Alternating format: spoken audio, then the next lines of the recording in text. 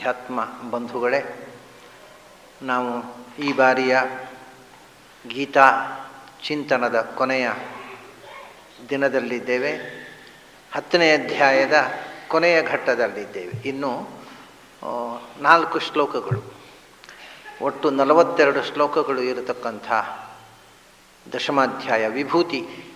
ಅದನ್ನು ನಾವು 38 ಶ್ಲೋಕಗಳನ್ನು ನೋಡಿದ್ದೇವೆ.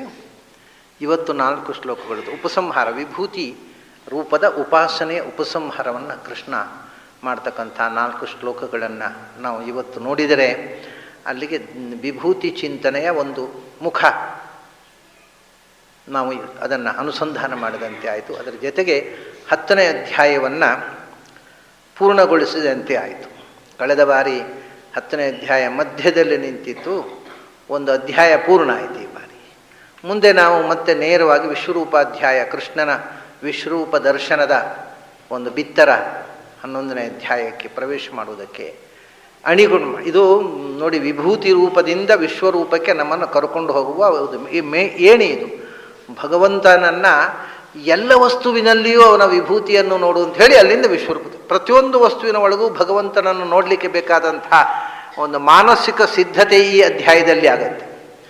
ಅಲ್ಲಿಂದ ನೀನು ಮನಸ್ಸಿನಲ್ಲಿ ಏನು ಕಂಡಿದ್ಯೋ ಅದನ್ನು ನಿನ್ನ ಕಣ್ಣಿನಿಂದಲೇ ನೋಡು ಅಂತ ಕೃಷ್ಣ ಅರ್ಜುನಿಗೆ ತೋರಿಸ್ತಾನೆ. ಅದು ಮೊದಲು ಅದು ಏನಾಗಿತ್ತು, ಭಗವಂತನ ವಿಶ್ವರೂಪ ಅನ್ನೋದು ಒಂದು ಬರಿಯ ಕಾನ್ಸೆಪ್ಟ್ ಆಗಿದ್ದದ್ದು ಅದು ರಿಯಲ್ ಆಗತ್ತೆ ಅರ್ಜುನನ ಮುಂದೆ. ಅದು ವಸ್ತು ಸ್ಥಿತಿಯಾಗಿ ಪ್ರತಿಯೊಂದು ವಸ್ತುವನ್ನು ನೋಡಿದಾಗಲೂ ಅದರೊಳಗಿರತಕ್ಕ ಭಗವಂತನ ವಿಭೂತಿ ಅನಂತ ರೂಪಗಳನ್ನು ಅವನು ನೋಡುವುದು ಸಾಧ್ಯವಾಗುತ್ತೆ. ಹಾಗೆ ಮುಂದೆ ಏನು ವಿಶ್ವರೂಪ ದರ್ಶನದ ಅಧ್ಯಾಯ ಇದೆ, ಆ ದಿವ್ಯ ದೃಷ್ಟಿ ಕೊಟ್ಟು ತೋರಿಸ್ತಾನೆ. ಆ ದಿವ್ಯ ದೃಷ್ಟಿಗೆ ಬೇಕಾಗಿರ್ತಕ್ಕಂಥ ಅಂತರಂಗದ ದಿವ್ಯ ದೃಷ್ಟಿ ಇಲ್ಲಿ ಬಂತು. ಅದನ್ನು ಕೃಷ್ಣ ಉಪಸಂಹಾರ ಮಾಡ್ತಾನೆ. ಯಚ್ಚಾಪಿ ಸರ್ವಭೂತಾನಾಂ ಬೀಜಂ ತದಹಮರ್ಜುನ ನ ತದಸ್ತಿ ವಿನಾ ಯತ್ ಸ್ಯಾನ್ ಮಯಾ ಭೂತಂ ಚರಾಚರಂ. ಅವನು ಹೇಳ್ತಾನೆ, ಈ ಜಗತ್ತಿನಲ್ಲಿ ಸಮಸ್ತ ವಸ್ತುಗಳು, ಭೂತ ಅನ್ನುವುದನ್ನು 2 ವಿಧದಿಂದ ಶಾಸ್ತ್ರಕಾರರು ಬಳಸ್ತಾರೆ. ಭೂತ ಅಂದರೆ ಒಂದು ಜಡದ್ರವ್ಯ, 5 ಎಲಿಮೆಂಟ್ಸ್, ಮಣ್ಣು, ನೀರು, ಬೆಂಕಿ, ಗಾಳಿ, ಆಕಾಶ. ಇದನ್ನು ಭೂತಗಳು ಅಂತಾರೆ. ಅದು ಜಡದ್ರವ್ಯಗಳು, ಪ್ರಪಂಚದ ಸೃಷ್ಟಿಗೆ ಕಾರಣವಾಗಿರತಕ್ಕ ಮೂಲದ್ರವ್ಯಗಳು 5: ಮಣ್ಣು, ನೀರು, ಬೆಂಕಿ, ಗಾಳಿ, ಆಕಾಶ. ಗಾಳಿ ಆಕಾಶ ಅನ್ನೋದು ಇರುವಂಥದ್ದು, ಆದರೆ ಆಕಾರ ಕೊಡುವಂಥದ್ದು 3: ಮಣ್ಣು, ನೀರು, ಬೆಂಕಿ. ಉಳಿದದ್ದು ಆಕಾರ ಕೊಡೋಲ್ಲ, ಯಾವ ವಸ್ತುವಿಗೂ ಆಕಾರ, ಗಾಳಿ ಆಕಾರ ಕೊಡೋಲ್ಲ, ಯಾಕೆಂದರೆ ಗಾಳಿಗೆ ಆಕಾರ ಇಲ್ಲ. ಆಕಾಶ ಇನ್ನೊಂದು ವಸ್ತುವಿಗೆ ಆಕಾರ ಕೊಡೋಲ್ಲ, ಯಾಕೆಂದರೆ ಆಕಾಶಕ್ಕೆ ಆಕಾರ ಇಲ್ಲ. ಮತ್ತೇನು ಅಂದರೆ ಯಾವ ವಸ್ತು ಇದ್ರೂ ಅದರೊಳಗೆ ತುಂಬಿಕೊಳ್ಳುತ್ತೆ ಅಷ್ಟೇ. ಗಾಳಿ ಆಕಾಶ ಇಲ್ಲದೆ ಒಂದು ವಸ್ತುವಿನ ನಿರ್ಮಾಣ ಇಲ್ಲ, ಅದು ಆ ವಸ್ತುವಿನ ಘಟಕವಾಗಿ ಸೇರಿಕೊಳ್ಳುತ್ತೆ, ಆದರೆ ಅದು ಸ್ವತಃ ಆಕಾರ ಇಲ್ಲ. ಆಕಾರ, ವಸ್ತುವಿಗೆ ಆಕಾರ ಬರುವುದೇ ಈ ತ್ರಿವೃತ್ತಕರಣದಿಂದ, ಮಣ್ಣು, ನೀರು, ಬೆಂಕಿ, ಈ 3ರ ಮಿಶ್ರಣದಿಂದ. ಆ ಮಿಶ್ರಣದ ರೇಷಿಯೋ ಬದಲಾವಣೆಯಿಂದ ಬರೀ 3 ಪದಾರ್ಥಗಳನ್ನು ಭಗವಂತ ಅನಂತ ಪದಾರ್ಥವಾಗಿ ಸೃಷ್ಟಿ ಮಾಡಿದ. ಈ 3ರ ಬೇರೆ ಬೇರೆ ವ್ಯತ್ಯಾಸದಿಂದ ಈ 3 ವಸ್ತು ಇರುವುದು. ಅದನ್ನ ಹೇಳ್ತಾನೆ, ಸರ್ವಭೂತಾನಾಂ ಬೀಜಂ. ಜಗತ್ತಿನಲ್ಲಿ ಸೃಷ್ಟಿಯಾಗತಕ್ಕಂಥ ಅನಂತ ಪದಾರ್ಥಗಳಿವೆಯಲ್ಲ, ಅವು ಎಲ್ಲಕ್ಕೂ ಬೀಜವಾಗಿ ಇರತಕ್ಕಂಥದ್ದು ಮಣ್ಣು, ನೀರು, ಬೆಂಕಿ, ಗಾಳಿ, ಆಕಾಶ. ಇನ್ನೊಂದು ಆಕಾರ ಅಂತಕೊಂಡೆ ಮಣ್ಣು, ನೀರು, ಬೆಂಕಿ.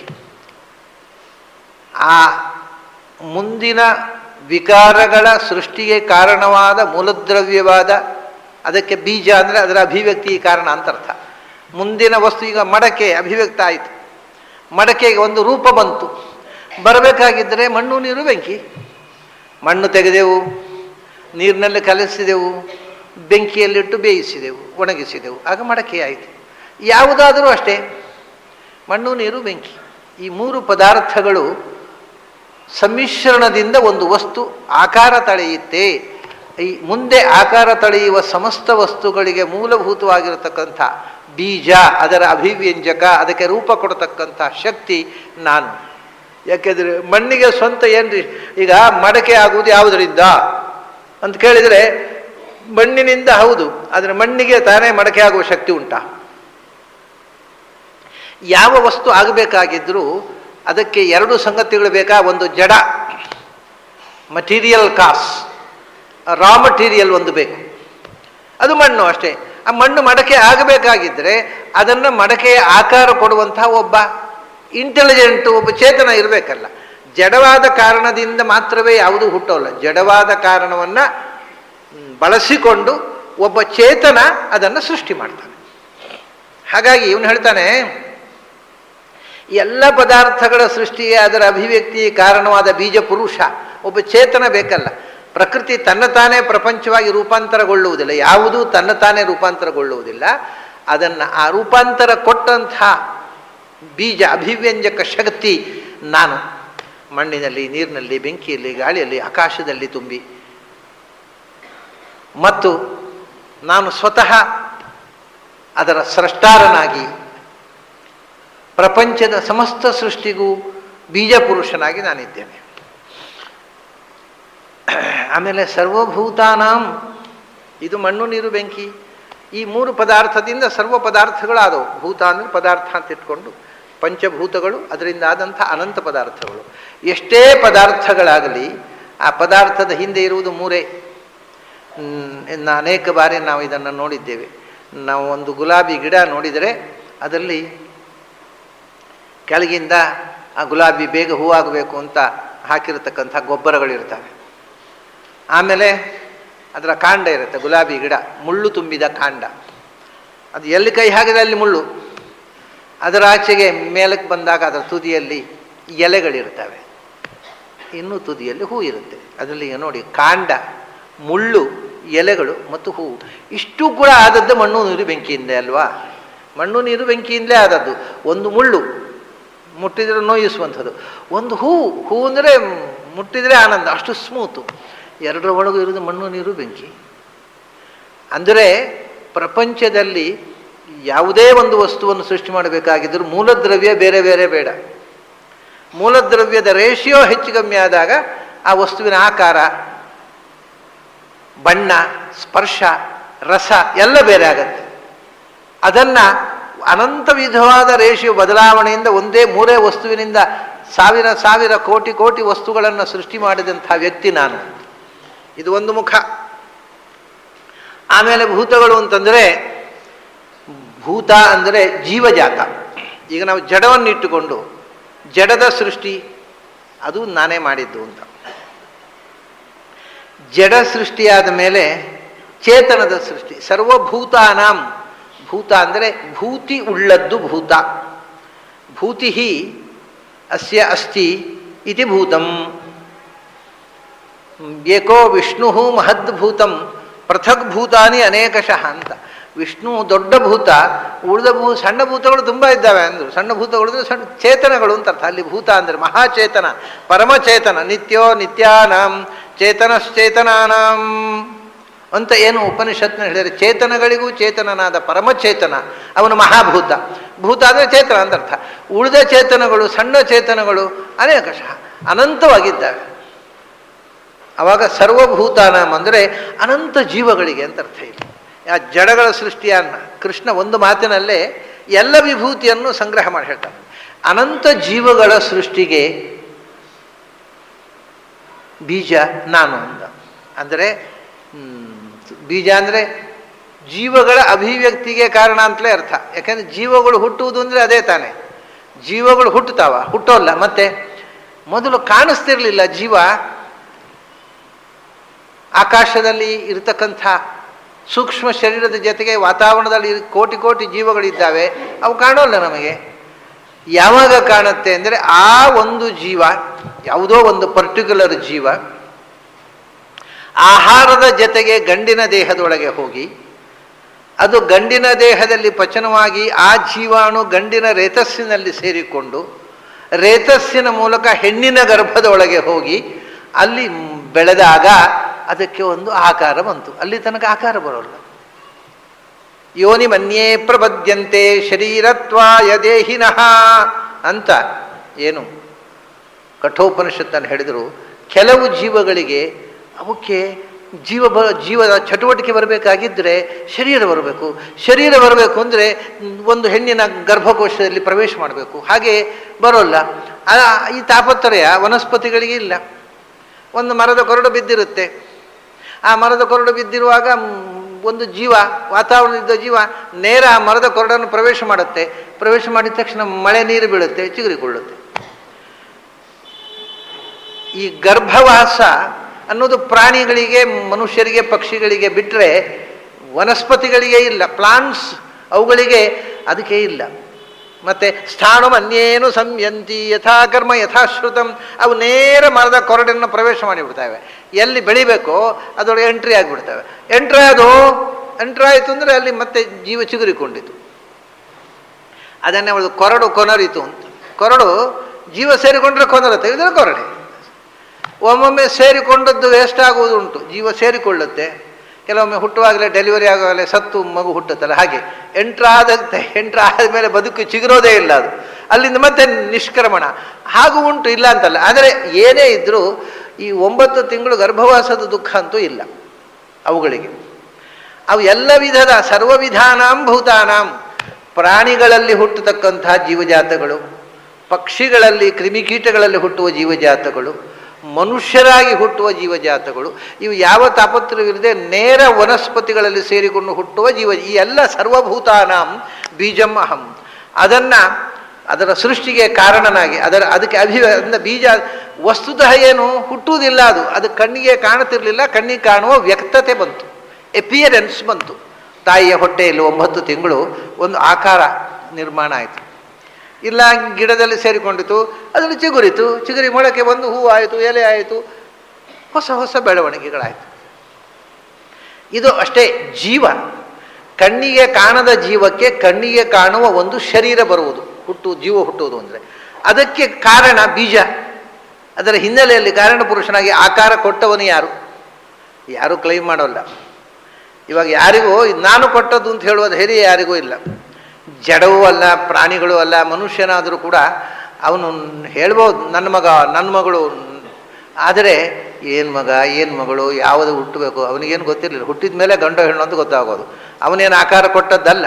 ಅದು ಆಕಾರ ವಿಕೃತವಾಗಿ ಹುಟ್ಟಬಹುದು, ಹುಟ್ಟದೇ ಇರಬಹುದು. ಹುಟ್ಟಿದ್ದವನು ಬಯಸಿದ್ದು ಒಂದು, ಹುಟ್ಟಿದ್ದು ಒಂದು ಆಗ್ಬೋದು. ಯಾವ ಕಮಾಂಡೂ ಇಲ್ಲ. ಅದರಿಂದ ಯಾರು ಕ್ಲೈಮ್ ಮಾಡುವಾಗಿಲ್ಲ. ನಾನು ಅಂದರೆ ನಾನೇ, ಇನ್ಯಾರೂ ಕಾರಣರಲ್ಲ. ಇದು ಸೃಷ್ಟಿಯಲ್ಲಿ ಇವನ ಪಾತ್ರ ಏನೂ ಇಲ್ಲ. ಯಾಕೆಂದರೆ ಅಲ್ಲಕ್ಕೂ ಮುಂದೆ ಹೋಗ್ತಾನೆವ. ಸರ್ವಭೂತಾನಾಂ ಬೀಜಂ ತದಹಂ ಅರ್ಜುನ ಅಂತ. ಹುಟ್ಟಿದ್ದು ನಾನೇ ಅಪ್ಪ ಅಂತ ಹೇಳ್ಕೊತಾನೆ. ಯಾಕೆಂದರೆ ಅವನ ರೇತಸ್ಸಿನಿಂದ ಹುಟ್ಟಿದ್ದದು ಅಷ್ಟೇ. ಅದು ಯಾಕೆ ಆ ರೇತಸ್ಸು ಹೆಣ್ಣಿನ ದೇಹದೊಳಗೆ ಹೋಗಿ 9 ತಿಂಗಳಲ್ಲಿ ಅಷ್ಟು ಬ್ಯೂಟಿಫುಲ್ ಆದ ಒಂದು ಫಾರ್ಮ್ ಪಡೀತು ಅನ್ನೋದು ಅವನಿಗೂ ಗೊತ್ತಿಲ್ಲ. ಬಟ್ ಅವನ ರೇತಸ್ಸಿನಿಂದ ಹುಟ್ಟಿದ್ದು. ಅವನ ಬೀಜ ಅಂದರೆ ರೇತಸ್ಸು. ಅಹಂ ಬೀಜ ಪ್ರದಃ ಪಿತಾ ಅಂತ ಹೇಳ್ತಾನೆ ಕೃಷ್ಣ. ಆದ್ದರಿಂದ ಆ ರೇತಸ್ಸಿನ ಒಳಗೆ ಆ ಜೀವಾಣುವನ್ನು ಹಿಡ್ಕೊಂಡು ಕೂತವನು ನಾನು ಗರ್ಭದ ಒಳಗೆ ಆ ಜೀವನ ಹಿಡ್ಕೊಂಡು ಹೋದದ್ರಿಂದ ಗರ್ಭಧಾರಣೆ ಆಯಿತು. ಇಲ್ಲದೇ ಇದ್ರೆ ಆಗ್ತಿರ್ಲಿಲ್ಲ ಅಂತ ಅಲ್ಲಿ ಅವನು ಕೃಷ್ಣ. ಯಾಕೆಂದರೆ ಇದು ಉಪನಿಷತ್ನಲ್ಲಿ ಬಂದು ಸೃಷ್ಟಿ ಹೇಗಾಗತ್ತೆ. ಮೊದಲು ಭಗವಂತ ಪ್ರಾಣದೇವರಲ್ಲಿ, ಭಾರತೀಯಲ್ಲಿ ಸೇರಿಕೊಂಡು ಸೃಷ್ಟಿ ವಿಸ್ತಾರ ಮಾಡ್ತಾನೆ. ಅಲ್ಲಿಂದ ಸೂರ್ಯಚಂದ್ರರಲ್ಲಿ ಸೇರಿಕೊಂಡು, ಅಲ್ಲಿಂದ ಪಂಚಭೂತಗಳಲ್ಲಿ ಸರ್ವಭೂತಾನ, ಮಣ್ಣು ನೀರು ಬೆಂಕಿ ಗಾಳಿ ಆಕಾಶ, ಸೂರ್ಯನಲ್ಲಿ ಪ್ರಾಣದೇವರು ಸೂರ್ಯನಲ್ಲಿ ಕೂಡ್ತಾರೆ. ಭಾರತಿ, ನಾರಾಯಣ, ಲಕ್ಷ್ಮೀನಾರಾಯಣರು ಅವರು ಪ್ರಾಣಭಾರತೀಯರೆಲ್ಲೂ ಕೂತರು. ಪ್ರಾಣಭಾರತೀಯರು ಸೂರ್ಯಚಂದ್ರರಲ್ಲಿ ಕೂತರು. ಸೂರ್ಯಚಂದ್ರ ಆದಮೇಲೆ ಹಾಗೇನೆ ಪಂಚಭೂತಗಳಲ್ಲಿ ಆಕಾಶ ಗಾಳಿಯಲ್ಲಿ ಪ್ರಾಣದೇವರು ಕೂತರು. ಮಣ್ಣು ನೀರು ಬೆಂಕಿಯಲ್ಲಿ ಭಾರತಿ ಕೂತರು. ಅದು ಹಾಗೆ ಆಗಿ ಅಲ್ಲಿಂದ ಸಂವತ್ಸರದಲ್ಲಿ, ವರ್ಷದಲ್ಲಿ ದಕ್ಷಿಣಾಯನ, ಉತ್ತರಾಯಣದಲ್ಲಿ ಪ್ರಾಣದೇವರು ಕೂತರು, ದಕ್ಷಿಣಾಯನದಲ್ಲಿ ಭಾರತಿ ಕೂತರು. ಆಮೇಲೆ ತಿಂಗಳಾಯಿತು. ತಿಂಗಳಲ್ಲಿ ಶುಕ್ಲಪಕ್ಷ, ಕೃಷ್ಣಪಕ್ಷ, ಶುಕ್ಲಪಕ್ಷದಲ್ಲಿ ಪ್ರಾಣದೇವರು ಕೂತರು, ಕೃಷ್ಣ ಪಕ್ಷದಲ್ಲಿ ಭಾರತಿ. ಹೀಗೆ ಆಗ್ತಾ ಹಗಲು ರಾತ್ರಿ, ಹಗಲಿನಲ್ಲಿ ಪ್ರಾಣಶಕ್ತಿ, ರಾತ್ರಿಯಲ್ಲಿ ಭಾರತೀಯ ಶಕ್ತಿ ತುಂಬಿತು. ಆಮೇಲೆ ಗಂಡು ಹೆಣ್ಣು, ಗಂಡಿನಲ್ಲಿ ಪ್ರಾಣದೇವರು, ಹೆಣ್ಣಿನಲ್ಲಿ ಭಾರತಿ. ಅಲ್ಲಿಂದ ನಾರಾಯಣ, ಲಕ್ಷ್ಮೀನಾರಾಯಣರು. ಆಮೇಲೆ ಗಂಡು ಹೆಣ್ಣಿನ ಶುಕ್ರ ಶೋಣಿತ, ಶುಕ್ರದಲ್ಲಿ ಪ್ರಾಣದೇವರು, ಶೋಣಿತದಲ್ಲಿ ಭಾರತಿ, ಶುಕ್ರ ಶೋಣಿತದಲ್ಲಿ ಪ್ರಾಣಭಾರತೀಯರು, ಪ್ರಾಣಭಾರತೀಯರ ಒಳಗೆ ಲಕ್ಷ್ಮೀನಾರಾಯಣರು. ಹಾಗಾಗಿ ಶುಕ್ರದಲ್ಲಿ ಪುರುಷನ ರೇತಸ್ಸಿನಲ್ಲಿ ನಾನಿದ್ದು ಅದನ್ನು ಹೆಣ್ಣಿನ ಶೋಣಿತದ ಜೊತೆಗೆ ಮಿಶ್ರಣ ಮಾಡಿ ಅದು ಗರ್ಭದೊಳಗೆ ಆಕಾರ ತಳೆಯುವಂತೆ ಮಾಡತಕ್ಕಂಥ ಶಕ್ತಿ ನಾನು. ಇಲ್ಲದೆ ಇರ್ತಿದ್ರೆ ಇಷ್ಟು ರೇತಸ್ಸು ಹೊಟ್ಟೆ ಒಳಗೆ ಹೋದದ್ದು ಯಾವುದಾದ್ರೂ ರೂಪಾಂತರ ಹೊಂದಿದ್ದುಂಟ? ಇನ್ನೊಂದು ದೃಷ್ಟಾಂತ ಕೃಷ್ಣ ಹೇಳ್ತಾನೆ, ಹೊಟ್ಟೆ ಒಳಗೆ ಹೋದದ್ದು ಏನಾಗೋದು ಅಂದರೆ ಒಂದೋ ತಿಂದದ್ದು ಹೊಟ್ಟೆ ಒಳಗೆ ಜೀರ್ಣ ಆಗೋದು.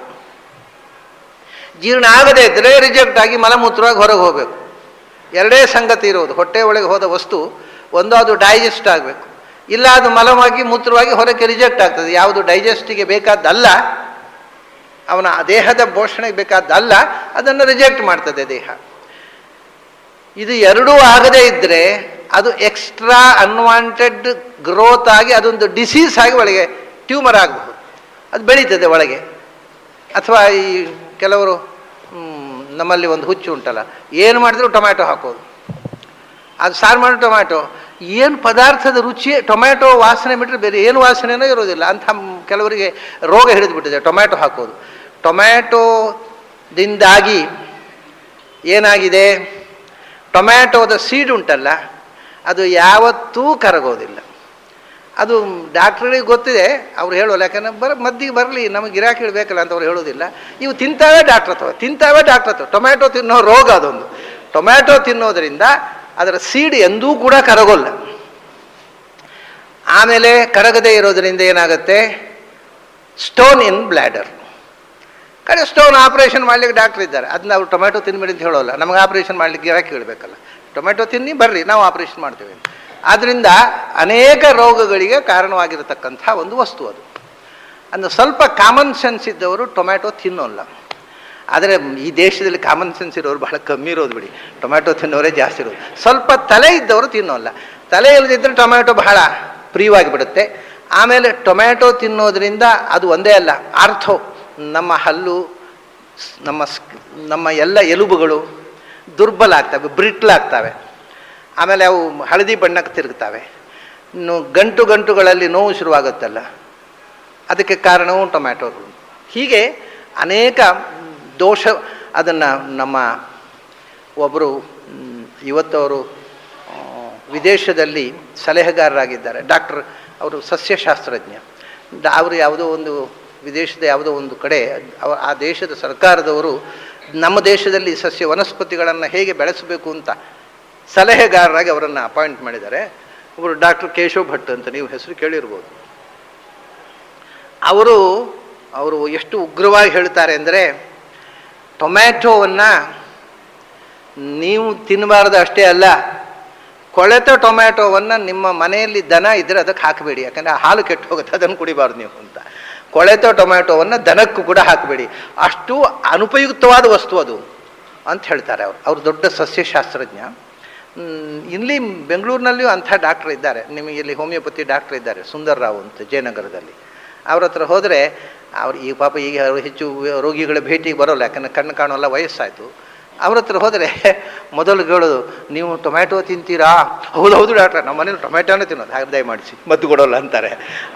ಇವು ಬಹಳ ಅಭಿಮಾನದಿಂದ, ಹೌದೌದು ನಮ್ಮ ಮನೇಲಿ ಟೊಮ್ಯಾಟೋನೇ ಉಪಯೋಗ, ಹೌದಾ ಹಾಗಾದ್ರೆ ದಯಮಾಡಿಸಿ, ನಾನು ಮದ್ದು ಕೊಡೋಲ್ಲ, ಯಾಕಂದ್ರೆ ಟೊಮ್ಯಾಟೊ ತಿನ್ನೋರಿಗೆ ಮದ್ದು ಕೊಟ್ಟು ಅಗತ್ಯ ಇಲ್ಲ ಅಂತ ಹಾಗೆ ಹೇಳ್ತಿದ್ರು ಅವರೊಬ್ಬರು ಧೈರ್ಯವಾಗಿ ಹೇಳ್ತಿದ್ರು. ಅದನ್ನ ಯಾಕೆ ಹೇಳಿದೆ ಅಂದರೆ, ಅದು ಪದಾರ್ಥ ಯಾವ ಪದಾರ್ಥಕ್ಕೆ ಹಾಕಿದರೂ ಅದರ ರುಚಿ ಹೋಗುತ್ತೆ ಅಂತಲ್ಲ, ನಾನು ಹೇಳಲಿಕ್ಕೆ ಹೊರಟದ್ದು ಅದು ಕರಗೋಲ್ಲ ಅಂತ. ನಾನು ದೇಹದ ಒಳಗೆ ಹೋದದ್ದು ಒಂದೋ ಜೀರ್ಣ ಆಗಬೇಕು, ಡೈಜೆಸ್ಟ್ ಆಗಬೇಕು, ಒಂದೋ ರಿಜೆಕ್ಟ್ ಆಗಬೇಕು. ಈ ಸೀಡ್ ಉಂಟಲ್ಲ, ಟೊಮ್ಯಾಟೊ ಸೀಡ್ಸು, ಅದು ರಿಜೆಕ್ಟೂ ಆಗೋದಿಲ್ಲ, ಡೈಜೆಸ್ಟೂ ಆಗೋದಿಲ್ಲ. ಅದು ಯಾವತ್ತೂ ಮಲಮೂತ್ರದಲ್ಲಿ ಹೋಗೋಲ್ಲ, ಒಳಗೆ ಕರಗೋದು ಇಲ್ಲ. ಮತ್ತೇನಾಗಬೇಕು, ಒಳಗಿಂದ ಉಂಡೆ ಕಟ್ಟಿ ಅದೇ ಸ್ಟೋನ್ ಆಗೋದು. ಅದೇ ಸ್ಟೋನಿನ ಬ್ರ್ಯಾಂಡ್ ಒಳಗಡೆಗೆ ಆಪರೇಷನ್ ಮಾಡಿ ತೆಗಿಬೇಕು, ಅದು ಹೋಗೋದೇ ಇಲ್ಲ ಹೊರಗೆ. ಭಾಳ ವಿಚಿತ್ರವಾದ ವಸ್ತು ಅದು. ಟೊಮ್ಯಾಟೊ ಸೀಡ್ಸು ಹೊರಗೆ ಹೋಗೋಲ್ಲ. ಆಮೇಲೆ ಒಳಗಿಂದ ಕರಗೋದು ಇಲ್ಲ, ಎಕ್ಸ್ಟ್ರಾ ಗ್ರೋತ್ ಆಗಿ ಕಡೆಗೆ ಡಾಕ್ಟ್ರ್ ಹತ್ರ ಹೋಗ್ಬೇಕು. ಅದು ಒಂದು ಮೂರನೇದು ಅಂತ ಹೇಳಲಿಕ್ಕೋಸ್ಕರ ಟೊಮ್ಯಾಟೊ ಹೇಳಿದ ನಾನು. ಮೂರನೇ ಸಮಸ್ಯೆ, ಒಂದೋ ಡೈಜೆಸ್ಟ್ ಆಗಬೇಕು, ಇಲ್ಲ ರಿಜೆಕ್ಟ್ ಆಗಬೇಕು. ಏನೂ ಆಗದೇ ಇದ್ದರೆ ಅನ್ವಾಂಟೆಡ್ ಗ್ರೋತ್, ಅದು ಡಿಸೀಸ್, ಅದು ಒಳಗಿನಿಂದ ಎಕ್ಸ್ಟ್ರಾ ಗ್ರೋತ್ ಆಗಬೇಕು. ಆದರೆ ಇದು ಎಷ್ಟು ವಿಚಿತ್ರ ಅಲ್ಲೋ, ಗಂಡಸಿನ ರೇತಸ್ಸು ಹೆಣ್ಣಿನ ಗರ್ಭದೊಳಗೆ ಹೋದರೆ ಡೈಜೆಸ್ಟ್ ಆಗೋಲ್ಲ. ಡೈಜೆಸ್ಟ್ ಆಗಿದ್ರೆ ಮಕ್ಕಳಾಗ್ತಿರಲಿಲ್ಲ. ಅದು ಒಟ್ಟಿಗೆ ಅನ್ನದ ಒಟ್ಟಿಗೆ ಕರಗೆ ಹೋದರೆ ಸಂತಾನ ಹುಟ್ಟುವುದು ಹೇಗೆ? ಡೈಜೆಸ್ಟ್ ಆಗೋಲ್ಲ. ರಿಜೆಕ್ಟ್ ಆಗಿ ಹೋದರೆ ಸಂತಾನ ಆಗೋದು ಹೇಗೆ? ಆಗೋಲ್ಲ. Extra growth, but most desirable extra growth. Undesirable ಅಲ್ಲ. ಡಾಕ್ಟ್ರ್ ಹತ್ರ ಹೋಗಿ, ಡಾಕ್ಟ್ರೆ ಏನೋ ಒಂದು ಬೆಳೀತಾ ಇದೆ ತೆಗೀರಿ ಅಂಥದ್ದಲ್ಲ. ಇದು ಬಹಳ ಇಷ್ಟಪಡುವ ಇದು ಒಂದೇ. ಯಾಕೆಂದರೆ ಭಗವಂತ ಜೀವವನ್ನು ಹಿಡ್ಕೊಂಡು ಅಲ್ಲಿ ಕೂತ ಅದಕ್ಕೆ ಆಕಾರ ಕೊಡಲಿಕ್ಕೆ, ಇಲ್ಲದೇ ಇದ್ದರೆ ಅದು ಡೈಜೆಸ್ಟ್ ಆಗಿ ಹೋಗ್ತಿತ್ತು, ವೇಸ್ಟ್ ಆಗಿ ಹೋಗ್ತಿತ್ತು. ಅದರಿಂದ ಅಹಂ ಸರ್ವಭೂತಾನಾಂ ಬೀಜಂ, ಎಲ್ಲರ ರೇತಸ್ಸಿನಲ್ಲಿ ಕೂತು ಈ ಜೀವವನ್ನು ಅಲ್ಲಿ ಇಟ್ಟು ಅದರ ಜೊತೆಗೆ ಗಂಡಿನ ದೇಹದಿಂದ ಹೆಣ್ಣಿನ ದೇಹದೊಳಕ್ಕೆ ಪ್ರವೇಶ ಮಾಡ್ತಾ ಪ್ರತಿ ಬಾರಿ ನಮೋ ನಮೋ ಭವದಿಜಾಯಮಾನಃ, ಪ್ರತಿ ಬಾರಿ ನಾನು ನಿಮ್ಮ ಜೊತೆ ಹುಡ್ತಾ ಇದ್ದೀನಯ್ಯ, ನಿಮ್ಮನ್ನು ಹಿಡ್ಕೊಂಡು ನಾನೇ ಬರೋದು, ಗರ್ಭಕೋಶದೊಳಗೆ ಕೂಡುವವನು ನಾನು, ಗರ್ಭಕೋಶದಿಂದ ಹೊರಗೆ ಬರುವವನು ನಾನು. ನಿಮಗೆ ದುಃಖ, ನಮಗೆ ಆನಂದ, ಅಷ್ಟೇ ವ್ಯತ್ಯಾಸ. ಅವನು ಆನಂದ, ಅವರಿಗೆ ದುಃಖ ಇಲ್ಲ, ಆನಂದವಾಗಿ ಹೋಗ್ತಾರೆ, ಆನಂದವಾಗಿ ಬರ್ತಾರೆ. ಅದರಿಂದ ಹೆಚ್ಚಾಪಿ ಪ್ರತಿಯೊಂದು ಜೀವಜಾತದ, ಅದು ಪ್ರಾಣಿ ಇರ್ಬೋದು, ವನಸ್ಪತಿ ಇರಬಹುದು, plants, animals, birds or human beings, ಯಾವುದೇ ಇರಲಿ, ಅದು ಎಲ್ಲದರ ಹಿಂದೆ ಇರತಕ್ಕಂಥ ಅದರ ಉತ್ಪತ್ತಿಗೆ ಕಾರಣ ನಾನು. ಮತ್ತು ಆ ಜೀವಜಾತದಲ್ಲಿ ವಿಶೇಷವಾಗಿ ಮನುಷ್ಯರು, ಹೆಣ್ಣು ಗಂಡು, ಅದರಲ್ಲಿ ಗಂಡಿನ ರೇತಸ್ನಲ್ಲಿ, ಬೀಜ ಅಂದರೆ ರೇತಸ್ಸು, ಆ ರೇತಸ್ನಲ್ಲಿ ಕೂತು ಜೀವದ ಜನನಕ್ಕೆ ಕಾರಣವಾಗಿ ನಾನು ಗಂಡಿನ ದೇಹದಿಂದ ಹೆಣ್ಣಿನ ದೇಹಕ್ಕೆ ಪ್ರವೇಶ ಮಾಡಿ ಅಲ್ಲಿ ಆ ಮಗುವನ್ನು ಬೆಳೆಸುವನೇ ನಾನು. ಸೊ ಹೆಚ್ಚಾಪಿ ಸರ್ವಭೂತಾನಾಂ, ಅದಾಯಿತು. ಇನ್ನೊಂದು ಭೂತ, ಭೂತ ಅಂದರೆ ಭೂತಿ ಉಳ್ಳದ್ದು ಅಂತ ಹೇಳಿದೆ ನಾನು, ಜೀವ ಅಂತ ಅರ್ಥ. ಭೂತಿ ಅಂದರೆ ಉನ್ನತಿ, ಎತ್ತರಕ್ಕೆ ಏರುವಿಕೆ, ಅದು ಉಳ್ಳದ್ದು ಭೂತ.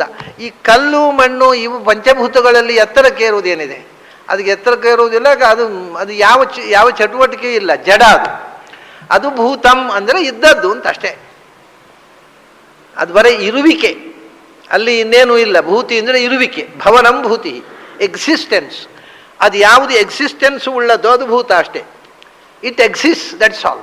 ಇದಾಗಲ್ಲ. ಭೂತಿ ಅಂದರೆ ಉನ್ನತಿಕೆ, ಅಪ್ಲಿಫ್ಟ್ಮೆಂಟು, ಎತ್ತರಕ್ಕೆ ಇರುವುದು, ಉದ್ಧಾರವಾಗುವುದು. ಆ ಉದ್ಧಾರವಾಗುವ ಎತ್ತರಕ್ಕೇರುವ ಶಕ್ತಿ ಉಳ್ಳವನು ಭೂತ ಅಂದರೆ ಜೀವಜಾತ. ಅದು ಜೀವ ತಾನು ತಿಳಿದು ಸಾಧನೆಯಿಂದ ಎತ್ತರಕ್ಕೆ ಹೋಗಬಲ್ಲದು, ಜಡಕ್ಕೆ ಎತ್ತರಕ್ಕೆ ಹೋಗುವ ಶಕ್ತಿ ಇಲ್ಲ. ಅದರಿಂದ ಎರಡನೇ ಅರ್ಥದಲ್ಲಿ ಭೂತ ಅಂದರೆ ಚಟುವಟಿಕೆ, ಉನ್ನತಿಕೆಯನ್ನು ಹೊಂದುವ ಚಟುವಟಿಕೆ ಯಾರಿಗೆ ಸಾಧ್ಯವೋ ಅಂಥ ಜೀವಜಾತ. ಇನ್ನು ಭೂತ ಅಂದರೆ ನಿಜವಾಗಿ ಎತ್ತರಕ್ಕೇರಿದವರು, ಭೂತಿಯನ್ನು ಹೊಂದಿದವರು ಯಾರು? ಉನ್ನತಿಯ ತುತ್ತ ತುದಿಯನ್ನು ಹೇಳೋದು ಮುಕ್ತರು. ಅದರಿಂದ ಭೂತ ಅಂದರೆ ಮುಕ್ತ ಜೀವಗಳು ಅಂತ ಅರ್ಥ. ಅಹಂ ಹೆಚ್ಚಾಪಿ ಸರ್ವಭೂತಾನಾಂ ಬೀಜಂ. ಈ ಜಗತ್ತಿನಲ್ಲಿ ಎಷ್ಟು ಮಂದಿ ಮುಕ್ತಿಗೆ ಹೋದರೂ ಇನ್ನು ಹೋಗಲಿಕ್ಕಿದ್ದಾರೆ, ಅವರೆಲ್ಲರೂ ಮುಕ್ತಿಗೆ ಹೋಗಲಿಕ್ಕೆ ಕಾರಣ ಮುಕ್ತಾನಾಂ ಪರಮಾಗತಿ ನಾನು ಅಂತ. ಅದರಿಂದ ಮುಕ್ತಾಮುಕ್ತ ನಿಯಾಮಕ, ಜಗತ್ತಿನಲ್ಲಿ ಇನ್ನೇನು ಬಾಕಿ ಇಲ್ಲ, ಬರೀ ಮುಕ್ತಿಗೆ ಹೋಗೋ ತನಕ ಅಲ್ಲ ನನ್ನ ನಿಯಂತ್ರಣ. ಮತ್ತು ಉತಾಮೃತ ತತ್ವಶೇಷಾನೋ ಇದನ್ನೇ ನಾತಿರೋಹತಿ. ಮುಕ್ತಾಮುಕ್ತ ಈ ಜಗತ್ತಿನಲ್ಲಿ ಇರತಕ್ಕಂಥ ಮುಕ್ತಿ ಹೊಂದಿದ ಜೀವರು, ಮುಕ್ತಿ ಹೊಂದುವ ಜೀವರು, ಅವರಿಗೆ ಮುಕ್ತಿ ಕೊಟ್ಟವನು ನಾನು, ಮುಕ್ತಿ ಕೊಡುವವನು ನಾನು. ಮುಕ್ತಿ ಹೊಂದದೆ ಸಂಸಾರದಲ್ಲಿರತಕ್ಕ ಸಮಸ್ತ ಜೀವರ ಹುಟ್ಟು ಸಾವುಗಳ ಹಿಂದೆ ಇರತಕ್ಕಂಥ ಶಕ್ತಿ ನಾನು. ನಾನೇ ಆ ಜೀವವನ್ನು ಹಿಡ್ಕೊಂಡು ಹೋಗಿ ಗಂಡಿನ ದೇಹದೊಳಗೆ ಹೆಣ್ಣಿನ ದೇಹದೊಳಗೆ ಇದ್ದು ಅದನ್ನು ಬೆಳೆಸಿ ಅದಕ್ಕೆ ಆಕಾರ ಕೊಟ್ಟು ಅದನ್ನು ಸೃಷ್ಟಿ ಮಾಡ್ತೇನೆ. ಆಮೇಲೆ ಅಷ್ಟಾದ್ಮೇಲೆ ಮತ್ತೆ ಪ್ರಾಣಿಗಳಲ್ಲಿ ಬೇರೆ ಯಾರು? ಮನುಷ್ಯನಲ್ಲೇ ಇಷ್ಟು ನನ್ನ ಕಾರಬಾರು, ಮನುಷ್ಯನಿಗೆ ಸ್ವಂತ ಸೃಷ್ಟಿ ಮಾಡುವ ಶಕ್ತಿ ಇಲ್ಲ. ಪ್ರಾಣಿಗಳಲ್ಲಿ, ವನಸ್ಪತಿಗಳಲ್ಲಿ, ಪಂಚಭೂತಗಳಲ್ಲಿ ಏನೇನು ಒಂದು ಸಣ್ಣ ವಸ್ತು ದೊಡ್ಡ ವಸ್ತು, ಸೂಕ್ಷ್ಮ ಸ್ಥೂಲವಾಗಿ ವಿಕಾರ ಹೊಂದುತ್ತೆ, ಆಕಾರ ರೂಪಾಂತರ ಹೊಂದುತ್ತೆ. ಆ ಎಲ್ಲ ರೂಪಾಂತರದ ಹಿಂದೆ ಇರತಕ್ಕಂಥ ವಿಶ್ವರೂಪ ನಾನು. ಅದು ಯಾಕೆಂದರೆ ಅದನ್ನು ಒಂದು ಉಪಸಂಹಾರ ಮಾಡ್ತಾನೆ. ನತದಸ್ತಿ ವಿನಾ ಯತ್ ಸ್ಯಾತ್ ಮಯಾ ಭೂತಂ ಚರಾಚರಂ. ಜಗತ್ತಿನಲ್ಲಿ ಇರತಕ್ಕಂಥ ಚರವಾದ ಮತ್ತು ಅಚರವಾದ ಭೂತ.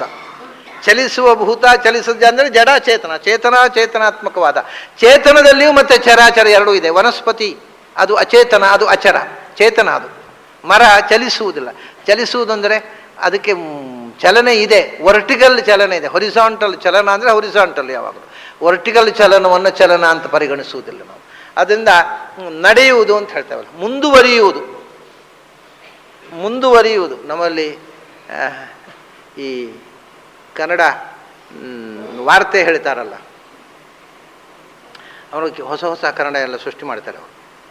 ಅವರು ಅಂದರೆ ಶ್ರೀಯುತರು ಹೀಗೆ ಹೇಳಿದರು, ಅವರು ಮತ್ತೂ ಮುಂದುವರಿದು ಏನು ಹೇಳಿದರೆ ಎಂದರೆ, ಅವ್ರು ನನ್ನ ಸ್ನೇಹಿತರು ಹಾಗೆ ಮುಂದುವರೆದ್ರೆ ಡಯಸ್ನಿಂದ ಕೆಳಗೆ ಬಿಡೋದಿಲ್ಲ, ಅವರು ಮತ್ತೂ ಮುಂದುವರೆದು ಮತ್ತು ಹೀಗೆ ಮುಂದೆ ಹೋದರೆ ಡಯಸ್ನಿಂದ ಬಿಡೋದಿಲ್ಲ, ನಿಂತುಕೊಂಡಲ್ಲೇ ಹೇಳಬಾರ್ದ, ಮತ್ತೂ ಮುಂದುವರೆದು ಯಾಕೆ ಹೇಳ್ತಾರೆ ಅಂತ. ಹಾಗೆ ನಮಗೆ ಮುಂದುವರಿಯುವುದು ಅಂದರೆ ಏನು ಅಂದರೆ, ಮುಂದುವರಿಯುವುದು ಅಂದರೆ ಮುಂದಕ್ಕೆ ಹೋಗುವುದು, ಚಲನೆ. ಅದು ಹೊರಿಜಾಂಟಲ್ ಮೂಮೆಂಟ್, ನಾಟ್ ವರ್ಟಿಕಲ್.